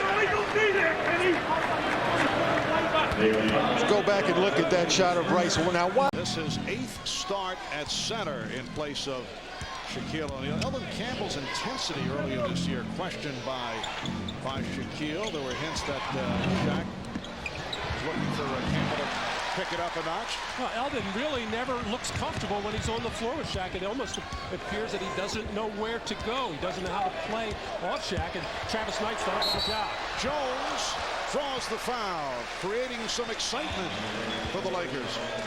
Eddie Jones, who has had a sensational season in his 3rd year out of Temple, putting the move on Allen Houston. Well, Eddie doesn't get too many post-up opportunities, but he took advantage of it there as Allen Houston getting on his back, and Eddie knew what to do. Eddie is one of the most creative guys on the baseline. Whether he's cutting without the ball or driving, he has ways of using the rim to get to the other side with reverses and able to hang in the air that extra split second. Eddie Jones is hit on. Nate McMillan, who has missed half the season with a groin injury, just back after the All-Star game. Two things with McMillan, Dick, in the game. He opens up Gary Payton as far as the #2 guard who can score a little bit easier and post up. And also, he's the best passer on the team, getting the ball to the shooters. Utah down by 6. Also yet to score in this opening quarter. Malone fall away. Rebound Payton to Nate McMillan. Terry Cummins said, this is Nate's team.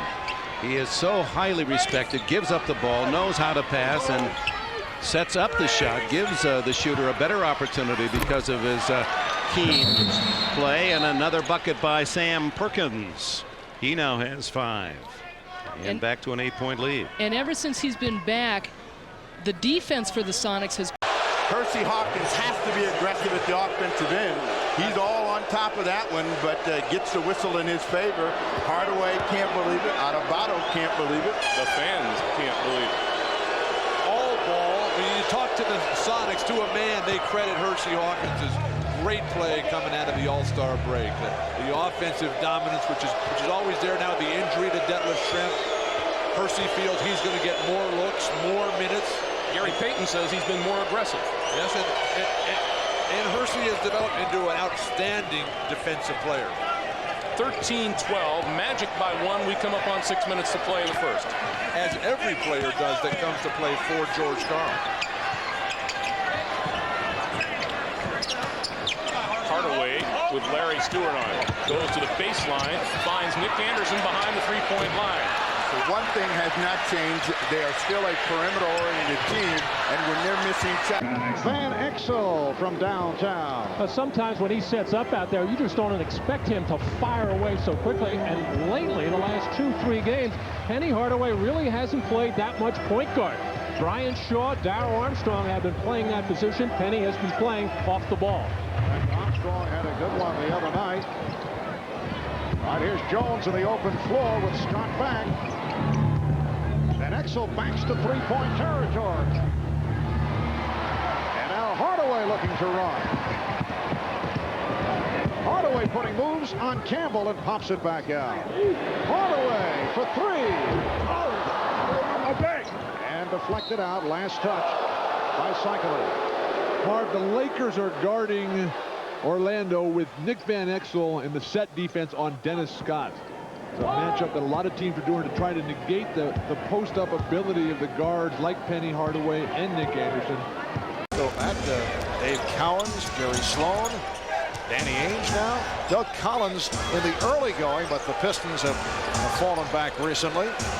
How about Phil Jackson with a weaker team than a year ago, closing in on 70? You never hear his name mentioned. He was a runaway Coach of the Year last year, and it is never mentioned, and that is unbelievable. Also, Lenny Wilkins has done a fine job with the Atlanta Hawks, who are creeping up into that #3 spot in the Eastern Conference.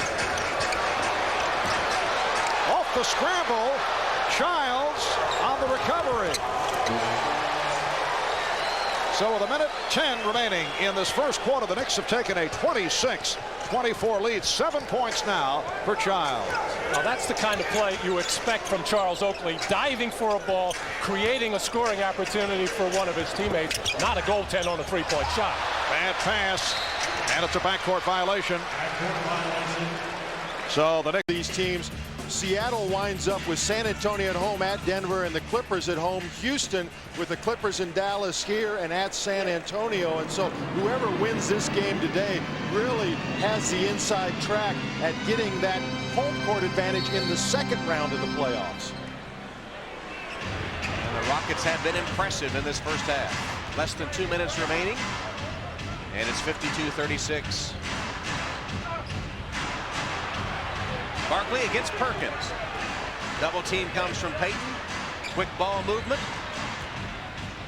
Drexler. Wouldn't go down. Payton, the tough rebound.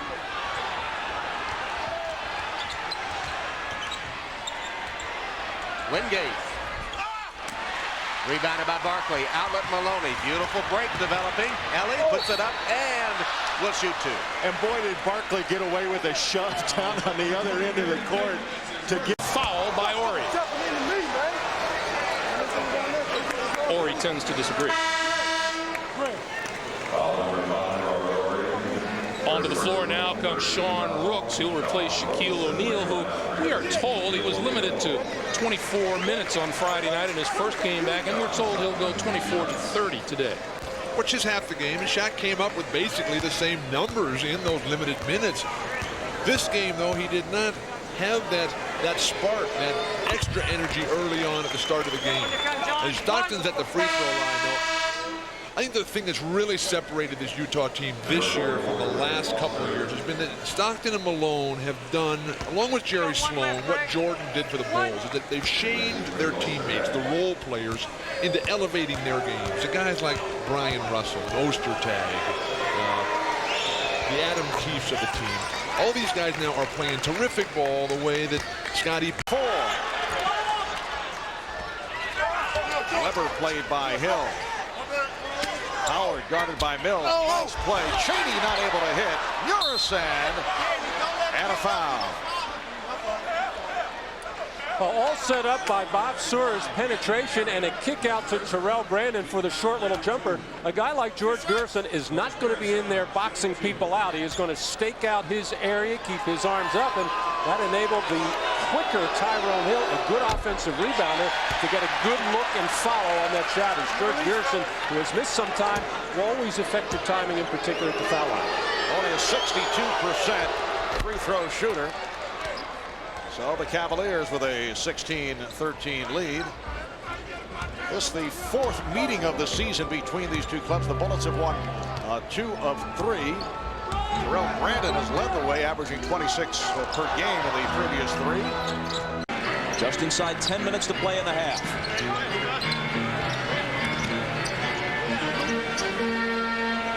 Kukoc over Harrington.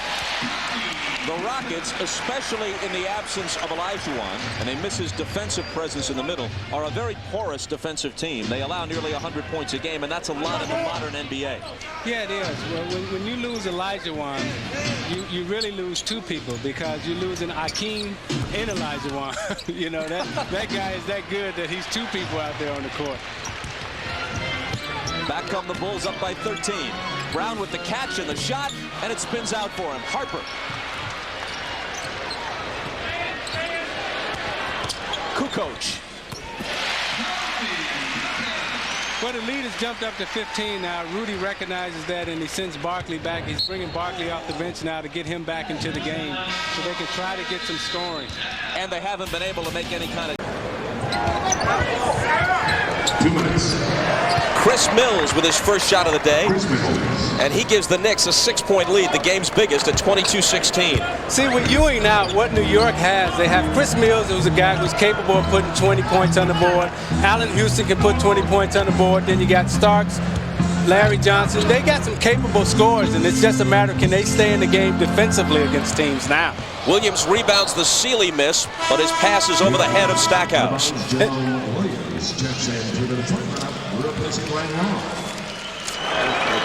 Folks, you can follow the NBA on NBC Online at msnbcsports.com. Find out how Patrick Ewing is dealing with the injury layoff, why the Knicks are seemingly doing so well without him. Plus, get the latest news on trade offers for Toronto guard Damon Stoudemire and vote for who you think are the front runners for the NBA title. All at msnbcsports.com. They've talked about New York getting Damon Stoudemire. Jason Caffey in the lineup. Here's Rick Mahorn for the first time at age 39 in his 17th NBA season. Dumars from Stackhouse. Jordan on him. Scott Burrell has the defensive assignment here. The ball knocked free. Harper comes up with it. Jordan to the side of the lane. It comes up short for him. Mahorn has the rebound. Malik Sealy couldn't finish it. Jordan back the other way, into the lane for the pull-up. Shot it too long, and Mahorn gathers it in. Mahorn has come out with great intensity and energy. When Mahorn was in Detroit, watching he and Dennis Rodman battle under the boards, Mahorn used to chunk them around like a little ping pong. Lead. Fisher from Fox. 5 seconds to shoot as Shaq gets it back, gives it up to Eddie Jones. Shaq will have to take it, and just beating the shot clock with his 3rd and 4th points of the day. You know, as Shaq gets older, he continues to develop more and more his offensive arsenal. He's got the turnaround J going. He's got the little jump hook. And as he gets older, he's going to be quite a force in this league. Derek Harper working off a screen from Grant. Shaq came out to get a hand in his face, but too late as Harper swishes it. Magic back to within 2.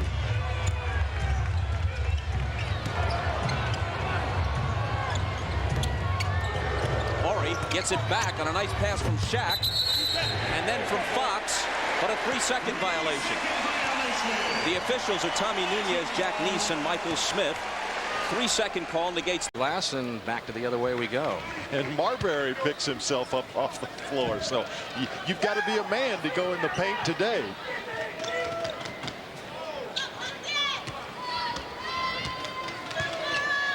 Minnesota shooting just 39%.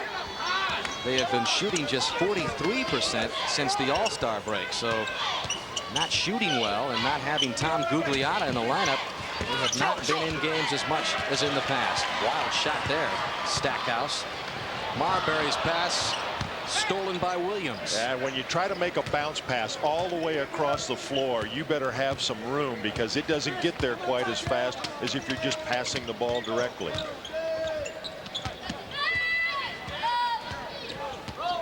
Pistons with a 1-point lead. Stackhouse, 1 of 6 from the field. He is ice cold as he's way off on that 3-point. He really has been. His outside jump shot. Which matter, right? Yeah, Danny said yesterday, sure, he wouldn't mind winning it, but it's not going to make or break his season. He wants to see this Phoenix Sun team win as many as they can and go as far as they can in the playoffs. That's more important to him right now. Manning blocked that shot on Anthony, and then Anthony trips up Kevin Johnson. Anthony upset with a call. It was a trip, certainly inadvertent, but Johnson tripped on something. And Greg Anthony picks up his first. Now the Phoenix Suns fans, I'm sure, remember the famous New York Knicks Suns game at America West. I think it was at America West, or maybe the old Memorial Coliseum. And Greg Anthony, who came off the bench in one of your old shirts, a multicolored. Perhaps the ugliest shirt in NBA history. Perkins grabs the rebound off the Manning miss. There was an ugly incident as well. Kevin Johnson and Doc Rivers started it, and then Anthony fueled it. Anthony with the 3. Greg Anthony, a spark off the bench. A 6-point Seattle lead.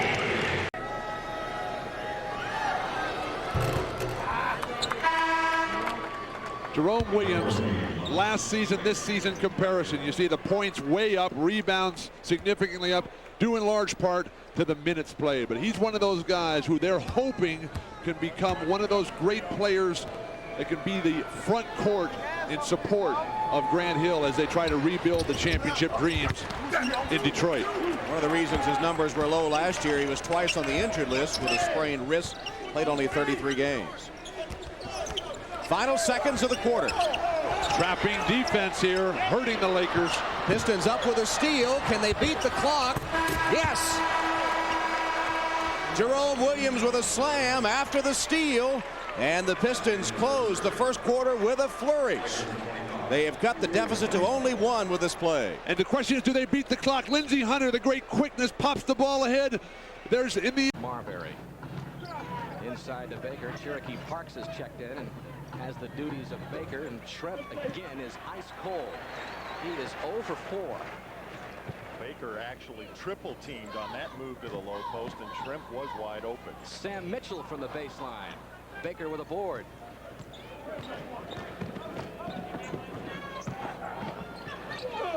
Shrimp still can't get a bucket. And the ball goes to Minnesota. Well, Detlef made the veteran move there, because if you can't hit from the outside, you should take it inside, but he couldn't even get the layup to go, and the ball rolled out of bounds Minnesota's way. Minnesota, losers of 5 of their last 7 games, hold an 11-7 lead over the Sonics. Garnett from just about the same spot where he won the game in double overtime last week against the Pistons. It's the opposite side of the floor, but he can hit that. Points of the quarter. Sabonis and Robinson very slow to get started at the offensive end. This is a low-scoring game, and this is the pace that San Antonio usually wins in. Sabonis trying to count. Jaren Jackson also in the game right now. Has had 2 big games against Portland this season. His career high 21 at San Antonio. Geary into the middle. Blocked by Sabonis. Ryder coming out on the break with the finish at the other end.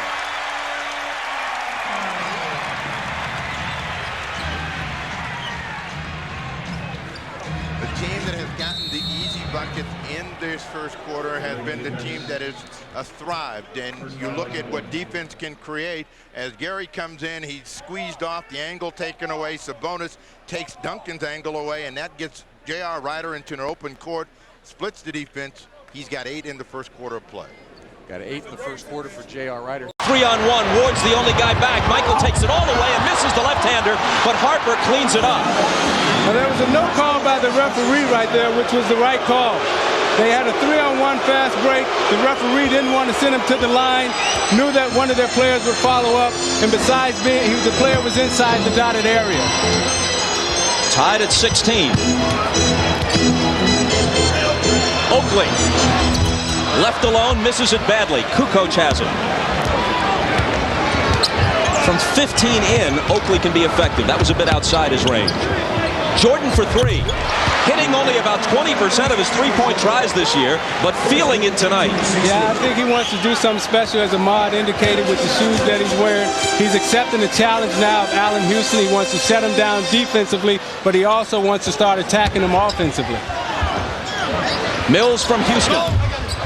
It's long, and Rodman has the rebound. Bulls with the ball on a 7. With another foul. 2 in rapid succession. Offensive foul on Larry Johnson, Tom. So Larry Johnson assessed the offensive foul. And it's a dotted line rule, because Larry Johnson was thinking foul all the way. They get a nice angle for the pick and roll, and watch Adam Keefe get out there in front. That's a good call. Terrible. Terrible call. I agree. Look at him blitz Isley on the pick and roll. It succeeded for a moment. Then Russell hits a 3. So much for that strategy if Brian can hit the threes. The Knicks are going with this strategy of double teaming, blitzing, Tom, the point guard, Isley or Stockton. But those guys make such great quick passes. If Russell's going to knock down shots like that, that's going to be a faulty strategy. Starks for 3. Well, Starks is hot, and when he's got the stroke going like this, he's the guy that can keep the Knicks in the ball game, even push the lead. 1-point lead for Utah. And Starks the first player in the East, which means it could be 3 and out against Chicago. Ellie with a 3, and we told you those threes would be raining all afternoon at Key Arena. The Knicks have shown that they can handle Miami. They've got a good chance against Miami, almost no chance against Chicago. And by the slimmest of margins right now, they're in the Bulls bracket. Payton into the lane. Nifty pass to Schrempf, who has all the time in the world but misses. Gets his own rebound. But Baker didn't see the pass coming. Right idea. Baker didn't see the pass. Back comes Houston, trailing by 1. Right now, you have to like what Houston is doing. They're getting the ball inside. They're going inside out. They're taking their time, working against the rotations of the Sonics defensively, and they've gotten excellent shots here in the first 5 minutes of this game. Drexler, tough shot, and it's there for him. Drexler will be able to have his way with Hershey Hawkins. Seed has ever beaten the first seed in 28 tries. That was in '94 when Denver shocked Seattle. I think quietly, though, the Bulls are happy they're not playing New York, not because they can't beat them, but because New York can maybe extend them and make it a physical series. Washington and New Jersey, both finesse teams.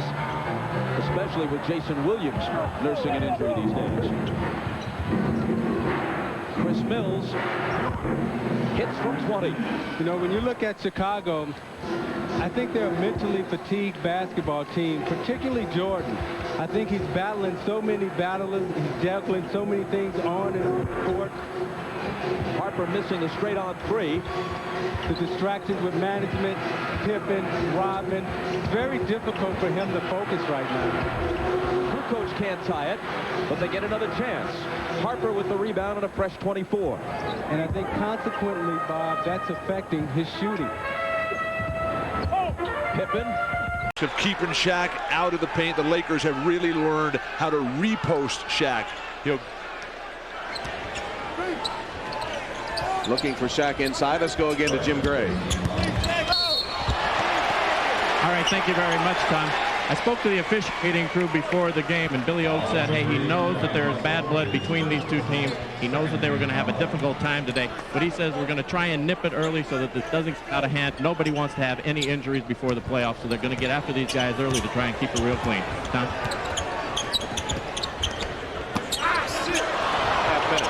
7 fouls in 3.5 minutes, so the officials are trying to maintain control of the game. Hornacek. Rebounded by Horry. Here's the quick outlet to Jones. Bryant runs the floor and scores.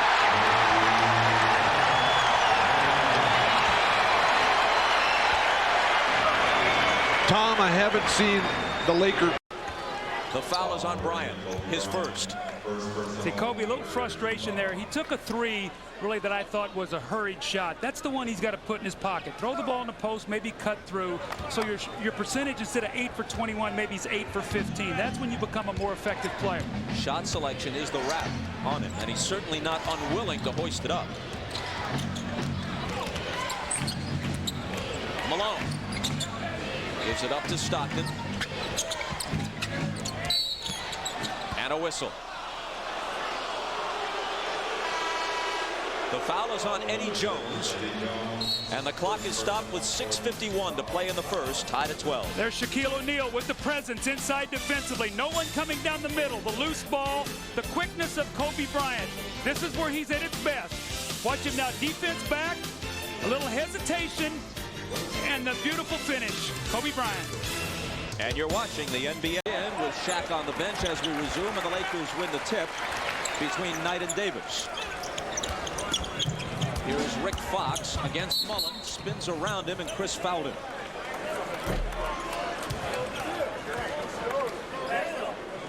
Foul number 17, Chris Mullen, second personal, 4th team foul.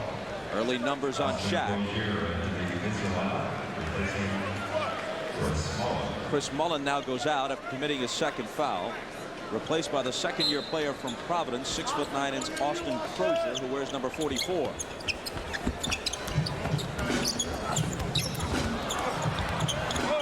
Loose ball taken by Antonio Davis as the Lakers lose it.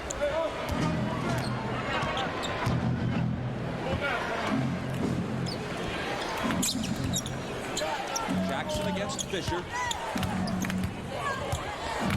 Backing him down. In now.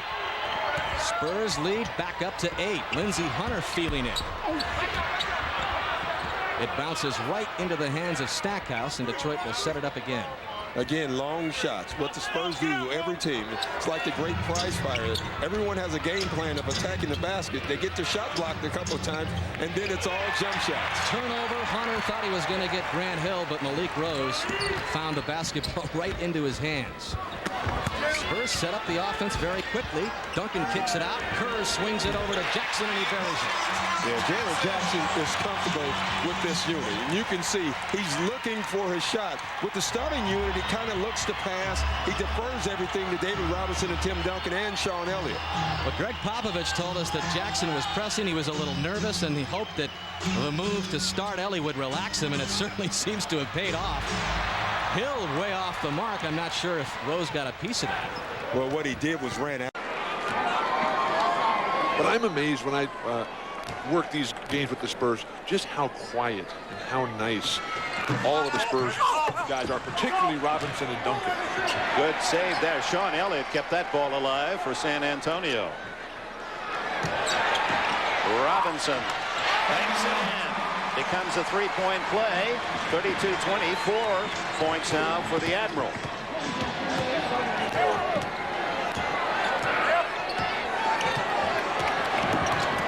nicely to Malone. And Malone, he's putting, is this a clinic? Is the sign outside say, come in and see Karl Malone basketball clinic? When you make some of the shots that he's converted on this afternoon, Dick, there's nothing that any defender can do against that. You just got to get it back on the offensive end. Duncan and Robinson have not answered until here. Duncan cuts the lead to 12 with his 7th point. That's when the test will come. And also for Dennis Rodman, guarding the likes of Gugliotta, Vin Baker, and Karl Malone. The ball was knocked away, and Houston keeps it. 6 seconds on the shot clock, so they must be aware and get something quickly off this inline out of bounds.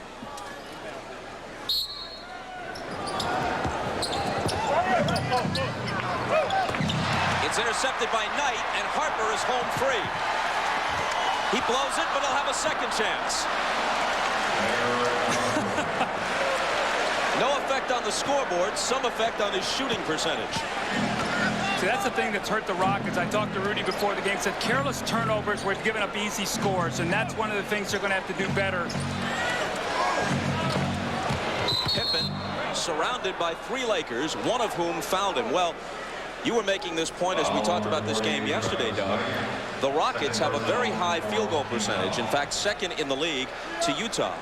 But they're only 9-0 run. Van Horn's double. Gill spotting up. That's a 2. And Gill continues his poor shooting. He has really struggled from the perimeter. Nets have missed their last 6 shots. Johnson again calling for it. Quick move against Gill. Double team slow and coming. Ewing's short jumper is short. Murdoch the rebound. Alley-oop to Van Horn. And Murdoch threw it too far ahead. Calipari just looks at Murdoch and shakes his head. As you mentioned earlier, this is just not Eric Murdoch's game, and really not the kind of defender I think that the Nets were expecting to get. Had a good solid year with Miami last year, backing up Tim Hardaway. Because the Nets really wanted to keep Sherman Douglas. Houston line drive over Kittles. And Allen Houston now at 7 points. 11 straight for the Knicks. Well, the Knicks are getting a lot of mileage by posting up Gill, Kittles, Larry Johnson a little bit. Everybody but Patrick Ewing against Jason Williams. Him off the free throw line. You let him get in the paint, and he will bury you in there and just lay the ball in the basket. Happy birthday? I got you happy birthday.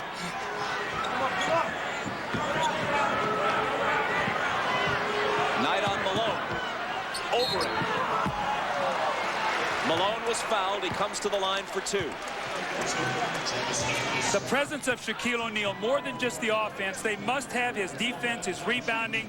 And you see right here once again the soft opportunity there by Ostertag. Just puts it up there and Shaquille knocks it back down. Bob, you've got to go up there strong with 2 hands, create contact, and try to dunk that basketball.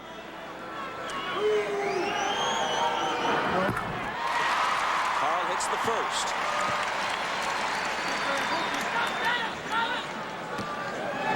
Shaquille there, that little hop step in the lane to get his rhythm. He's starting to master that shot, but still it's the shot that you want him to take, the fading jumper.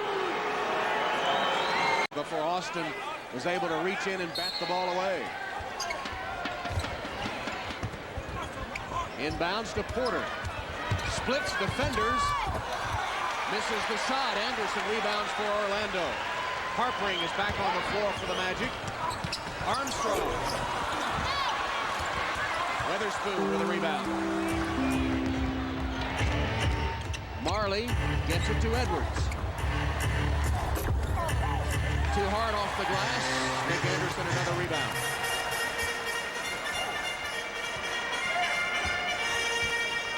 .420 left, second quarter. Derek Strong is in to do battle with Alonzo Mourning. And what happens is if they collapse the defense, they're looking for that wide open shot. That time Austin knocked it down. Austin from the top of the key. 6 points. Doesn't have a rebound though.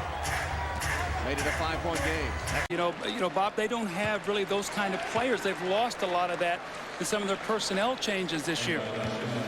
There was a lane violation on Akeem's second shot. Scottie Pippen stepped into the lane. So they wave off the second free throw. It's 26-19. They love to go high screen roll here with Payton, and they'll do it with Stepanya. He'll look to turn the corner and find a shooter. Hey, all the way to the hoop for that high archer, a thing of beauty. So he's got that play down pat, that high screen roll. Once he gets that close to the basket at 6'6", he can finish. Last 5 seconds. They're not going to get a good shot. In fact, they get no shot. That can't please Rudy T, and neither can the first quarter score with Seattle up by 9. Detlef Schrempf, a huge quarter. Seattle leads by 9. Now their bench, it's going to be important for them to come in and keep this lead.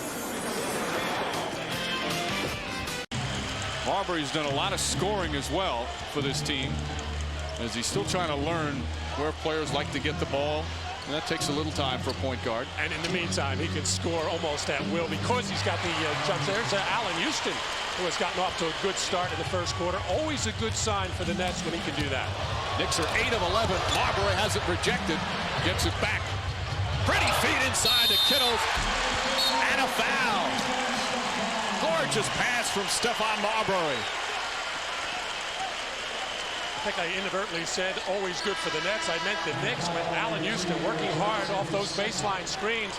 Got away with a moving one there from Kurt Thomas. And then a terrific no-look pass by Marbury inside. And then a very careless, needless, silly foul by Larry Johnson to give Kittles the opportunity for a three-point play. Johnson, his second foul. Marbury hits the free throw. Latrell Sprewell has come in. And 13th, he's going to be he is the best power forward ever, but there were no expectations. I didn't say he was the best power forward ever. You said that. And Peter Vesey said that. Russell for 3. Up against the shot clock. Brian Russell drains the three-pointer. Great ball movement for Utah. Finishing shooters, pounding the boards, controlling the tempo of the Jazz. Russell 2 for 2 from the three-point arc. He has 8 points. Well, the problem for the Rockets, not enough movement, not enough people involved offensively. Othello Harrington with a miss. It's been one shot, and they have been denied. Hornacek and the Jazz on the move. What an outlet by Ostertag.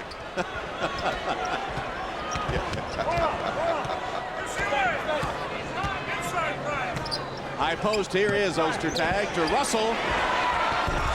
Missed an open shot. Akeem hauls down the rebound to Drew. Akeem is the only Rocket playing with fire. Started to say that the development of Isley has allowed them to extend Stockton's career at a very high level because he's been able to play fewer minutes. Rice gets an unbelievable bounce off that one. That's a shooter's touch right there. Glenn Rice, that ball looked like it was going to come off the top of the backboard, dropped right in the basket for a 3. Tied at 12. Isley with the dribble. Now, Isley has not played well against the Lakers, Bob. 2 for 15 in the 3 games. Fisher's physical play really bothers him. Hornacek stumbles, and there's a Laker foul. Well, for being sick, Glenn Rice is off to a great start. You see the nice little penetration, the give and go with Shaquille O'Neal, who fumbles it and then gets it in the basket. And then he follows it up there with a 3-point shot. So Rice off to a great start. Foul was on Kobe, his first. Isley with the ball. Between them, he and Stockton are averaging 19 points and 11 assists. Hornacek with a 3 and give Isley the assist. At about 6'7", Joe Dumars 6'3". You see just leaning in, taking the bump, and actually knocking Harpring off balance, who had the wherewithal to keep his head up and find Darrell Armstrong underneath the basket. Harpring really a very interesting player right now. You see the gash over the right eye, took 7 stitches about 10 days ago in Cleveland. Kind of wears those things as a badge of honor. But you know what, Mike? I think it'd be unfair. Everybody's looking at this guy as a Bronco Nagurski type of basketball player. He's got some skills. He can shoot the ball from the perimeter. He can handle. He's a good, solid rebounder. But he's getting a reputation as being a very tough, physical guy, which he is. But he's also a ball player. Well, he's frustrating opponents. And he said a couple of times before tip-off, the player that he's guarding has gone to the official and say, hey, watch Harpring. This is before they even start the game. So you know he's getting into guys' heads. Smart move on the part of the other players. Hill hits a pair. The Magic lead is 1. Hardaway guarded by Stackhouse, who checks in for the first time. They've got off to a great start with ball movement. Remember, they get themselves in trouble if Charles starts pounding the basketball and lets that clock wind down. Let's see what happens here. On the drive around Duncan, 3 white shirts converge on him, and there's a foul. He's less likely to pound the ball onto the floor and try and back in when the defender is Duncan, because that's a guy he can't overpower. I agree with that, and you're seeing Charles playing with energy, though. Remember we had them 2 weeks ago against Seattle, how flat this team was? Today they have energy. They're playing with life. I think this is the Rocket team that won 9 straight games, not the one that went into that little swoon. The foul was on Ellie, his second. Ellie and Barkley have exchanged words of late.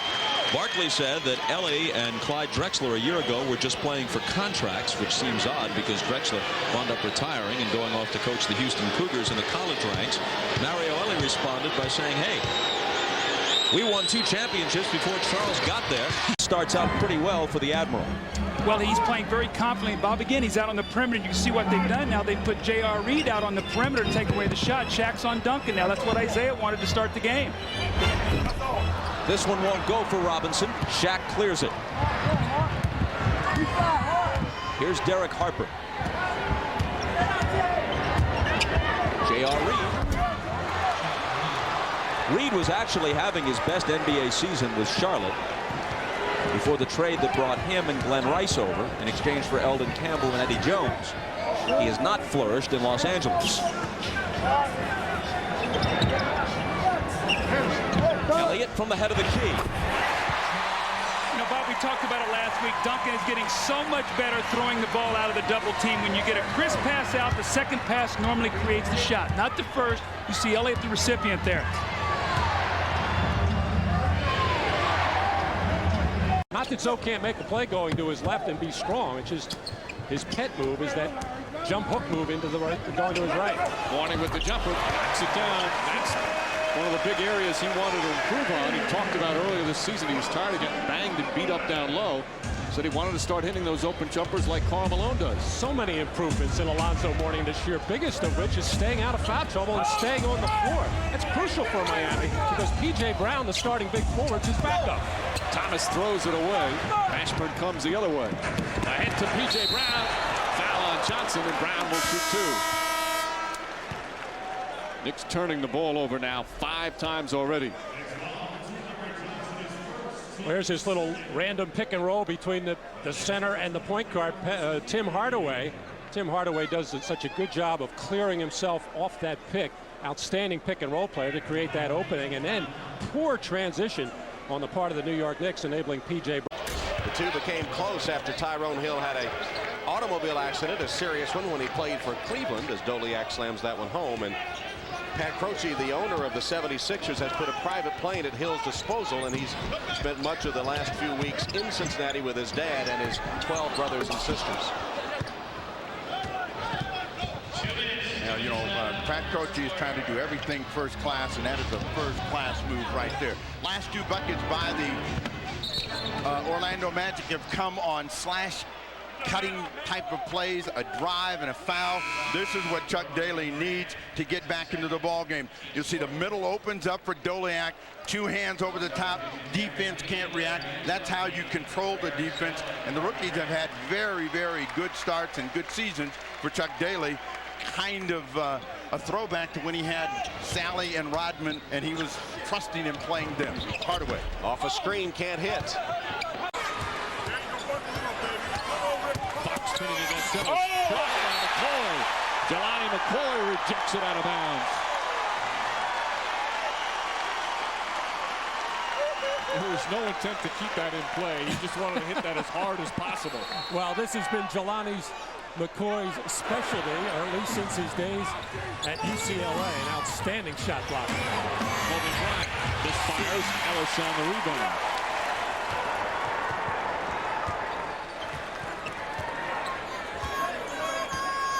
Lakers still with a 5-point lead, just under 3.5 to play. Good ball movement from Seattle. Hawkins, long rebound. Hawkins tries to save it, but throws it right to Bryant. Bryant, top pass inside to Fox. He had an open Derek Harper on the left wing, instead tried to get fancy and turns it over. Stacey Augmon is a very good low post player. I coached him in Detroit for about 2 months, and in Atlanta when he played his best basketball, he was a guy that you could throw that ball to on the block and he could score, and was an excellent free throw shooter in late game situations. Grant trying to contend with O'Neal. Back to Shaq in the paint, misses the jump hook, and Wallace, whose rebounding numbers are not as good as the Blazers hope they eventually will be, takes that one.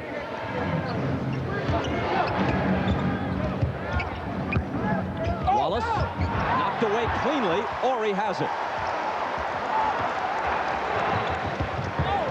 Fisher's pass to Bryant, and Kobe sends it down emphatically. Now everybody's talking about the finish and what a magnificent finish, but the pass is what made that play. That was a gorgeous bounce pass right over the back foot of the defender to Kobe from Derek Fisher. Snap a 6-game losing streak, and before that snapper they had won 9 out of 10, so the streaky year continues for Detroit. You know, they have been up and down as Grant Hill steals the tap against his old former teammate, Theo Ratliff, but they have been streaky, and where they're most dangerous is when they can get in the open court and they can get their opponents to play up and down. Larry Brown wants to control the tempo, particularly the defensive energy that his team throws at them. 76ers, Dan, they get brand new road uniforms. Layup. And it works pretty good there as Eric Snow knifes through for the first bucket of the game. And the Sixers take the early lead. Philadelphia playing some pretty good basketball. They've won 7 of their last 10, despite having lost 2 of their last 3.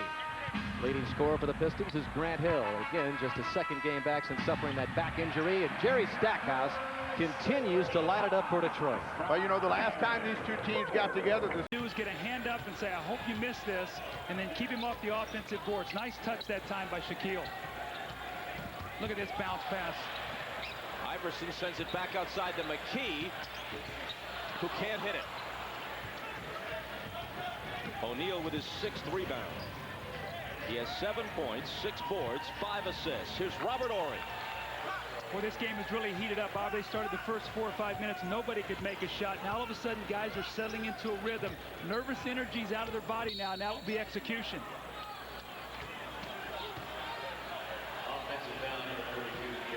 And an offensive foul on Theo Ratliff as he tried to get position. That's his first.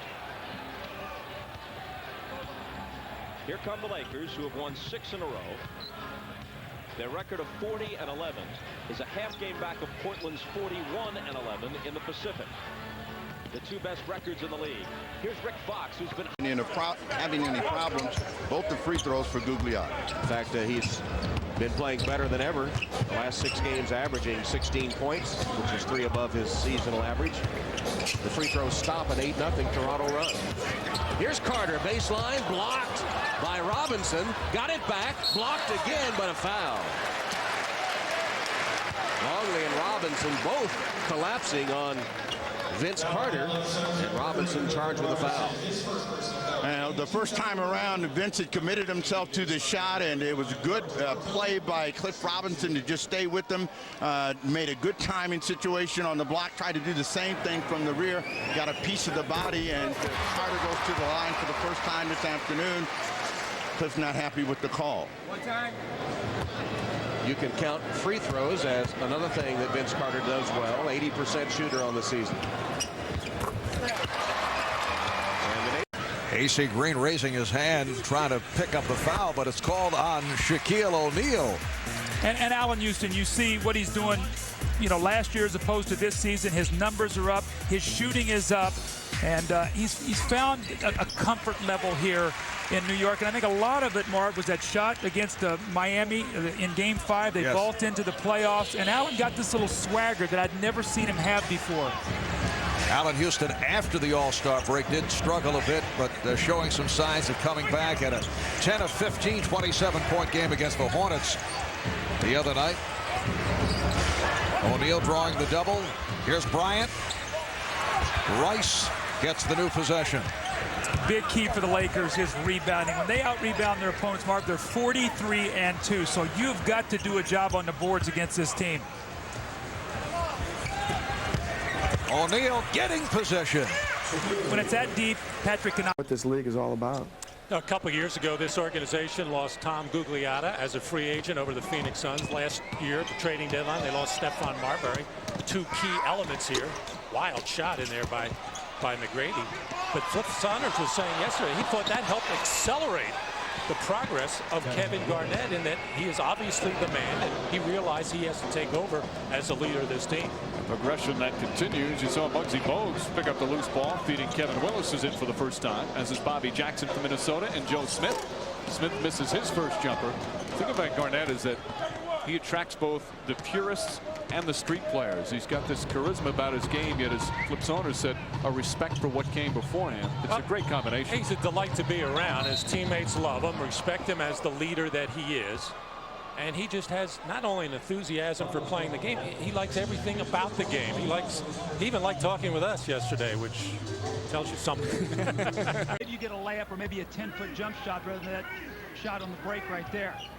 Minnesota has shot 4 for 13. Another excellent pass from O'Neal to Harper. When you play within an offense like the Lakers have done all season long, you become very comfortable out of double teams knowing where your teammates are. And that's one of the reasons Shaq is passing the ball so well.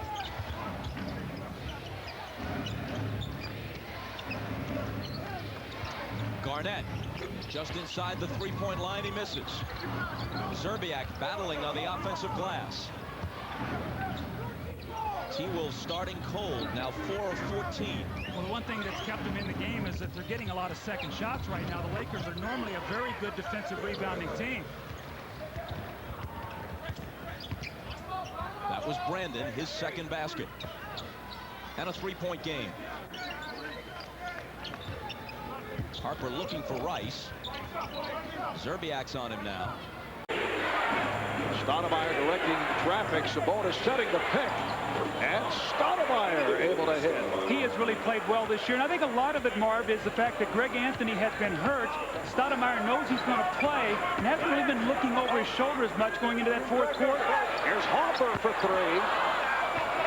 And Scottie Pippen, who had his best game of the season in the second meeting against the Lakers, banking his way and then kicks it out.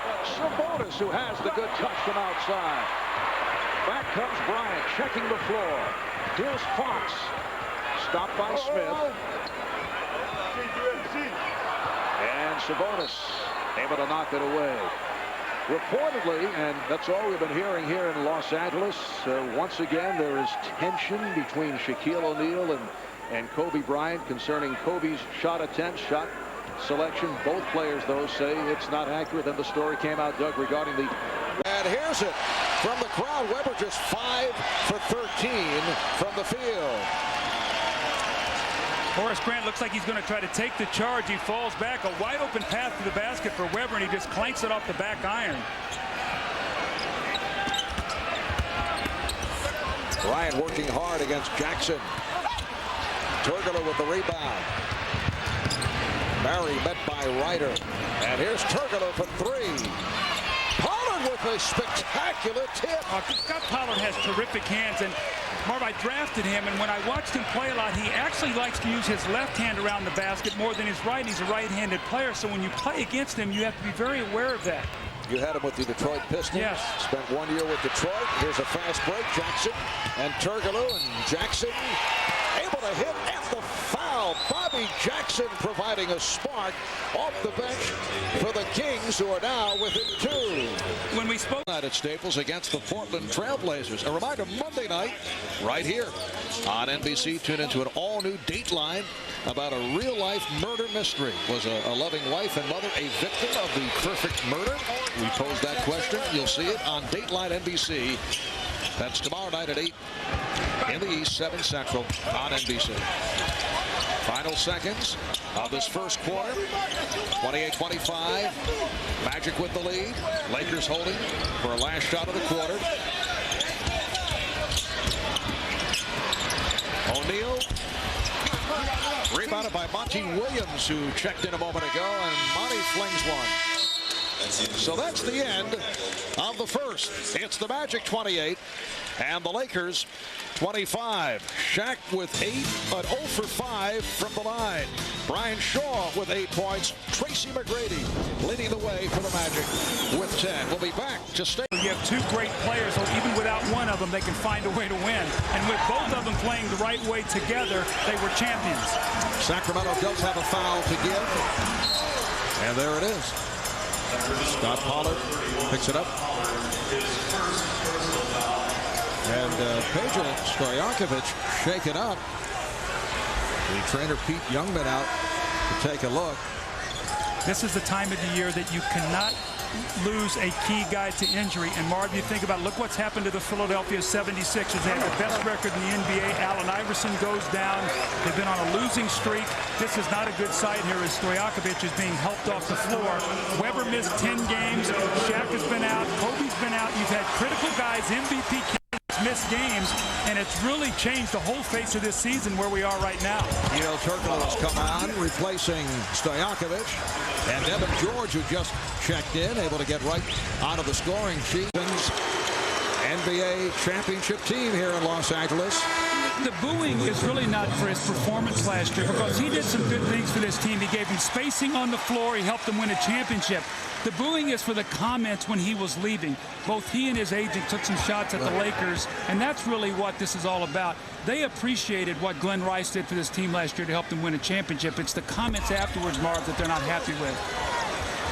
A couple of Knicks players have had some tough homecomings. A fellow Harrington who had some negative things to say about Vancouver. Actually, when he came over from the Houston Rockets, he was not happy about playing in Vancouver, and he was greeted with boos when he came out of the second half. Rick Fox picks up the foul. Brian Shaw has checked in for the first time. Now Devin George will come on. So Phil Jackson doing some shuffling. So now you say, why not Isaiah Ryder in this situation? And all from the penetrating dribble of Kobe Bryant. Anytime anybody helps, Rick Fox gets right to the open area, taking advantage, almost like he's playing horse out there shooting open shots. Fox 39% from three-point range for the season. Strong move. Now Wallace, and the foul is called.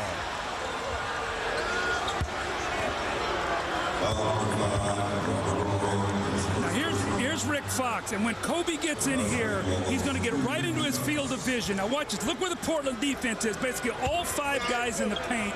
Easy pass. He gets his feet together, and when he gets his feet together set, he shoots that little flick jump shot, and he's very, very effective with that. As you can see here, already 3 for 3 from the three-point line to start this game. Foul was called on Ori. Wallace, a 77% free throw shooter, and that's his 10th point.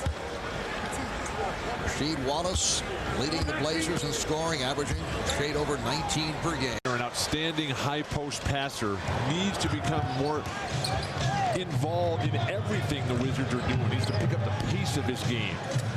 Raja Bell in the starting backcourt along with Speedy Claxton. Roger played well in the NBA Finals, playing only 5 games in the regular season for the Sixers. Shot clock down to 3. Claxton turns it over. Heidi White nearly tossed it away. You're seeing the rust for Philadelphia. The fact that none of these guys have really ever played before. Heidi White just absolutely not ready for that kind of pass. Here's Richard Hamilton on a step back. Yes. So the Wizards have a 4-2 lead. I don't think it's so much rush for Philadelphia as unfamiliarity. They got a lot of new people in that lineup, and Speedy Claxton is being asked to do something which he didn't do at Hofstra, which is really be a playmaker, get other people involved. Speedy, he wants to be speedy and quick to the hoop. Kembe Mutombo. He's going to take a year. He's a pitcher to get his arm in strength and to build it up, and he thinks that he can do it. He also said that while he hasn't been contacted, I asked him if his agent had been contacted. His agent is Arn Tellem, and he says, well, maybe he has been contacted. I'm not sure, but I know he's talking about Jason Giambi going to the Yankees, so you can bet that Arn has slipped that in at some point, Marv. And Hubert Davis slips in the long-range shot. Arn Tellem, yes, does have other matters on his mind with the Jason Giambi signing approaching. Been several two-sport athletes. Bill, I know you well aware of Dave DeBusschere, 6'6". Absolutely. Looking down from the mound as a member of the Chicago White Sox. Chuck Connors. Chuck Connors. Danny Ainge. How old are you, Bill? Chuck Connors. Rick Reed. Bill Sharman. We're dating ourselves. The very difficult question of how long he leaves Kobe in there.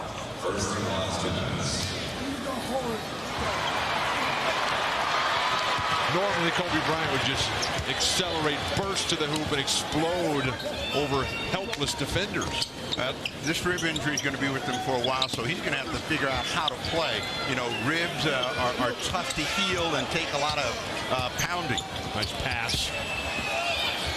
Samaki Walker gets a roll. He's been the big scorer for the Lakers. 10 points. Samaki has hit all 5 of his shots. Game is tied at 15. Iverson and Bell now in the backcourt. Here's a three-point attempt by Iverson. Good play by Blunt. And they get the new 24. Very difficult to control the game if you're giving up wide open threes on one side and the weak side defensive rebound as well. Robinson looking for his offense early, comes up short, but good hustle on the offensive rebound. Smith will settle for a two-pointer. Robinson called for the loose ball foul. Shooting numbers early. Lakers just 2 of 9 from the field. Rick Fox with a good defensive play right there, Mike. You talked about him. He closed quickly, didn't let Steve Smith, who leads the NBA in three-point shots, take the three-pointer, made him put it on the floor and settle for a closer shot, but a two-pointer.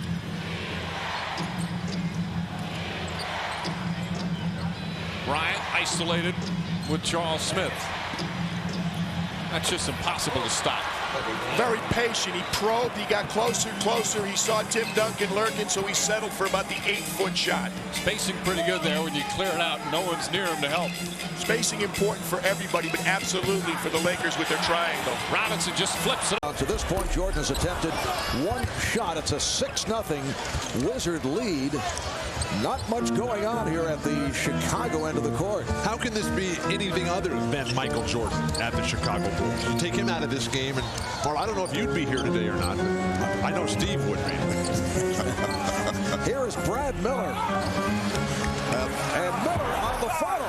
The Bulls cannot buy one. Look out. Jones and Miller going down, and the Bulls 0 for the first quarter. They missed their first 8 shots.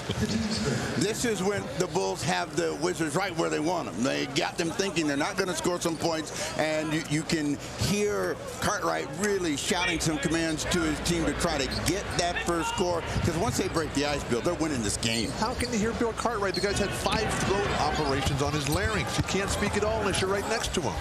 Here's Miller. Miller again. And a foul. As he returns to his native land here, Milwaukee, and had about 70 tickets that he had to get today for family and friends. 1 for each braid. Right there. I don't know if he has. I don't know if he has 70. I like the hair. The Predator? He's nice. The way it comes, yeah. Coming from a bald man. Absolutely. Well, I had no choice in that matter. That was determined before I was born, my friend. There you see Houston and the rest of the team. Houston again for 3. That one off the mark. Ball tipped and taken by Irvin Johnson. 2.5 gone by here in the second. 3-point Nick lead. Robinson doubled. Darvin Ham lost it, and Clarence Weatherspoon has just checked in. Weatherspoon wincing as he runs up the floor. Houston again. Going in and out. Houston upset with himself. Yeah, I mean, he is just getting really clean looks right now. And I'll say it once again. You look at the Knicks roster, the team that's out on the court, and you see LaRue, and Bonzi Wells has it for the Blazers. I don't think Jerry Sloan wants a shot that quick. One of the keys for Utah, he felt, is to make Portland defend them. In other words, take some time off the clock. That's only the second shot for Rasheed Wallace, his first field goal. Rasheed didn't get the long one to go, so he went back inside where he's very comfortable. And his turnaround with his almost impossible to stop. Portland with its biggest lead. 3.5 minutes to go first quarter. LaRue off the screen, defended by Kerr. Cross-court pass. Kirilenko finds Malone. Patented Karl Malone with Rasheed Wallace, 6'11", rushing at him, still gets it to fall. Tough shot. Rasheed Wallace is very difficult to shoot over. You see his length. He's much bigger than Karl Malone. Steve Kerr misses, the NBA's all-time three-point percentage leader. 46-point in free throws attempted. Well, that's good news for Dallas. In the last 5 meetings between these two teams, the Lakers have attempted 16 more free throws a game than the Mavericks, and they've owned them on the boards. 18 more rebounds a game on the boards. This is an incredible disparity right there. And how about 182 to 102 on the free throw line? Dallas doing a good job. They're really not using the hack-a-shack. They're keeping the Lakers off the line. More importantly, they're competing on the boards. Again, Dallas is 3-39 against the Lakers the last 42 meetings. Finley missed a tap from right and close after Hardaway misfired on the layup, and the Lakers have a chance to grab the lead. Kobe Bryant starts the second quarter on the bench. Shaq is back with authority. Once again, when he catches it there, it's all over. Mitch Richmond is on as Kobe sits on the bench, and Shaq is in double figures. It's hard to say. My very first game in the NBA, Bob Lanier comes out, steps on my foot at the opening tip and says, "Welcome to the NBA." You didn't have foot problems then. I did after Bob's 22 feet stepped on me. You know, Steve, knowing Bob and knowing Bill, no matter what happened, it was Bill's fault. Here's Bryant getting the steal. Oh! Putting it right on target for Shaquille O'Neal. But remember what Don Chaney said. Shaq's holding his shoulder, Steve. We had trouble controlling people off the dribble. We have trouble beating people off the dribble, and that's going to be an ongoing battle for them this afternoon. Control Kobe Bryant and somehow get to the rim. Shaq on this terrific play comes out. He dunks it with his right hand, but he comes back up the court, tweaking his left shoulder there, trying to figure out what's wrong there. And Shaq is going to come right out. This is not you don't just turn on a switch and come right back. Derek Coleman's knee is going to bother him. That leg, the swelling that he has to pump out all the time. Pat Garrity hits the three, and the game is tied at 19. And Pat Garrity, with the injury suffered by Grant Hill, has become a very important guy for the Magic. Nice pass by Iverson. Ewing on the rejection of Coleman. I mean, who would have thought that Garrity, who was actually a throw-in 3 years ago, as Armstrong gives Orlando the lead. Orlando trading Penny Hardaway to Phoenix. And who would have thought that Garrity actually has become more valuable than Hardaway has to the Suns? Well, the injuries and the emotional, mental problems that Penny Hardaway battles on a continuing basis, a big factor there. But going back to Garrity's Notre Dame days, he's a very intelligent player, got a nice stroke, a hard worker, disciplined player, had great coaching there playing in South Bend. It's touched by Sacramento. And the argument from the Sacramento bench is that that ball was blocked and should be Sacramento ball, but Christie just leaves Robert Horry along the baseline there and throws one down and comes right back. Now, that ball appeared to be blocked and out of bounds off Robert Horry. They hit the rim, bounced off him, but out of bounds. They got nothing to complain about. Kobe goes to the post up, and now he is called for the offensive foul. So that is his first, and Bryant gets involved with Christie. This should be a delay of game against Kobe Bryant here. The whistle was blown. Doug Christie tried to quickly get the ball inbounds. Kobe would not give it up. They call double technical. Bryant and Christie. Double technical off, and then the foul is called. A loose ball foul. It is on Rose. Rose is a high-energy player. He tries after everything, and that time right on top of the back of Robert Horry. Robert Horry is such a special player in all aspects. On the offensive glass, moving to even receive an inbound pass. And Horry did an excellent job in the absence of Samaki Walker when he was out with an elbow injury. Horry in the starting lineup. A series of moves by Bryant, not able to hit. Rebounded by George, rejected by Duncan. Nice patience by Bowen that time, just waiting. Here's Ferry. And Walker with the rebound. Now, earlier today, Sacramento with a 1-point victory over the Hawks in Atlanta. So they are now 2 games in front of the Lakers in that battle for best record in the NBA. Lindsey Hunter hit on the arm. He is fouled. Now watch You know, Kobe Bryant. They're the ones that have been on the road a long time, but they clearly look to be sharper mentally.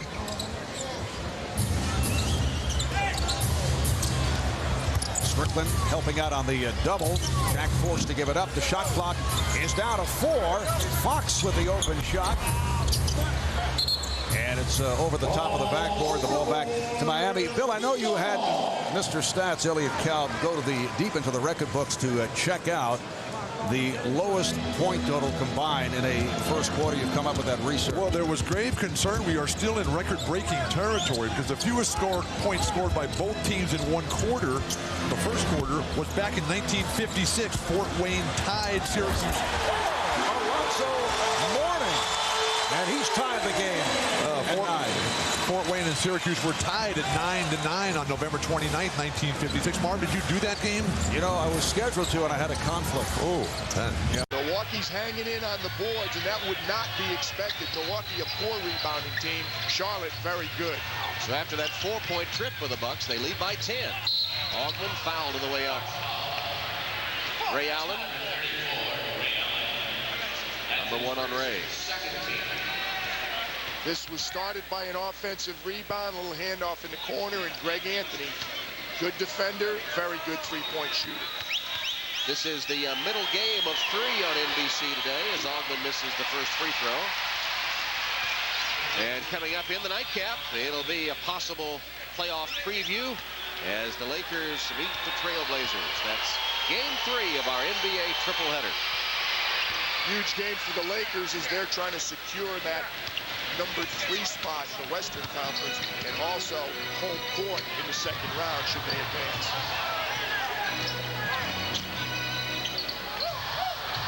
Los Angeles. Bryant. Rebounded by Wallace. A minute 45 remaining in the first half. Lakers up by 4. Here's Butler. Stopped by Maxson. Draws the double. Wallace for 3. Continues to fire away from downtown. Ill-advised. Shot selection not good. Now the defensive transition for Portland. O'Neal is fouled. Wallace, incidentally, has missed his last 6 shots. Foul called on Butler. And we have an update on Dale Davis, who was injured earlier the second quarter. Let's go to Lewis Johnson. All right, Mark, back here in the hallway by the Blazers locker room. Not only is Scottie Pippen back there, but of course we have the injured Dale Davis. Apparently in the collision with Ruben Patterson, Patterson's knee hit Davis's left, Patterson's head hit Davis's left knee, and that was what the injury was. Right now they're icing Davis, but they're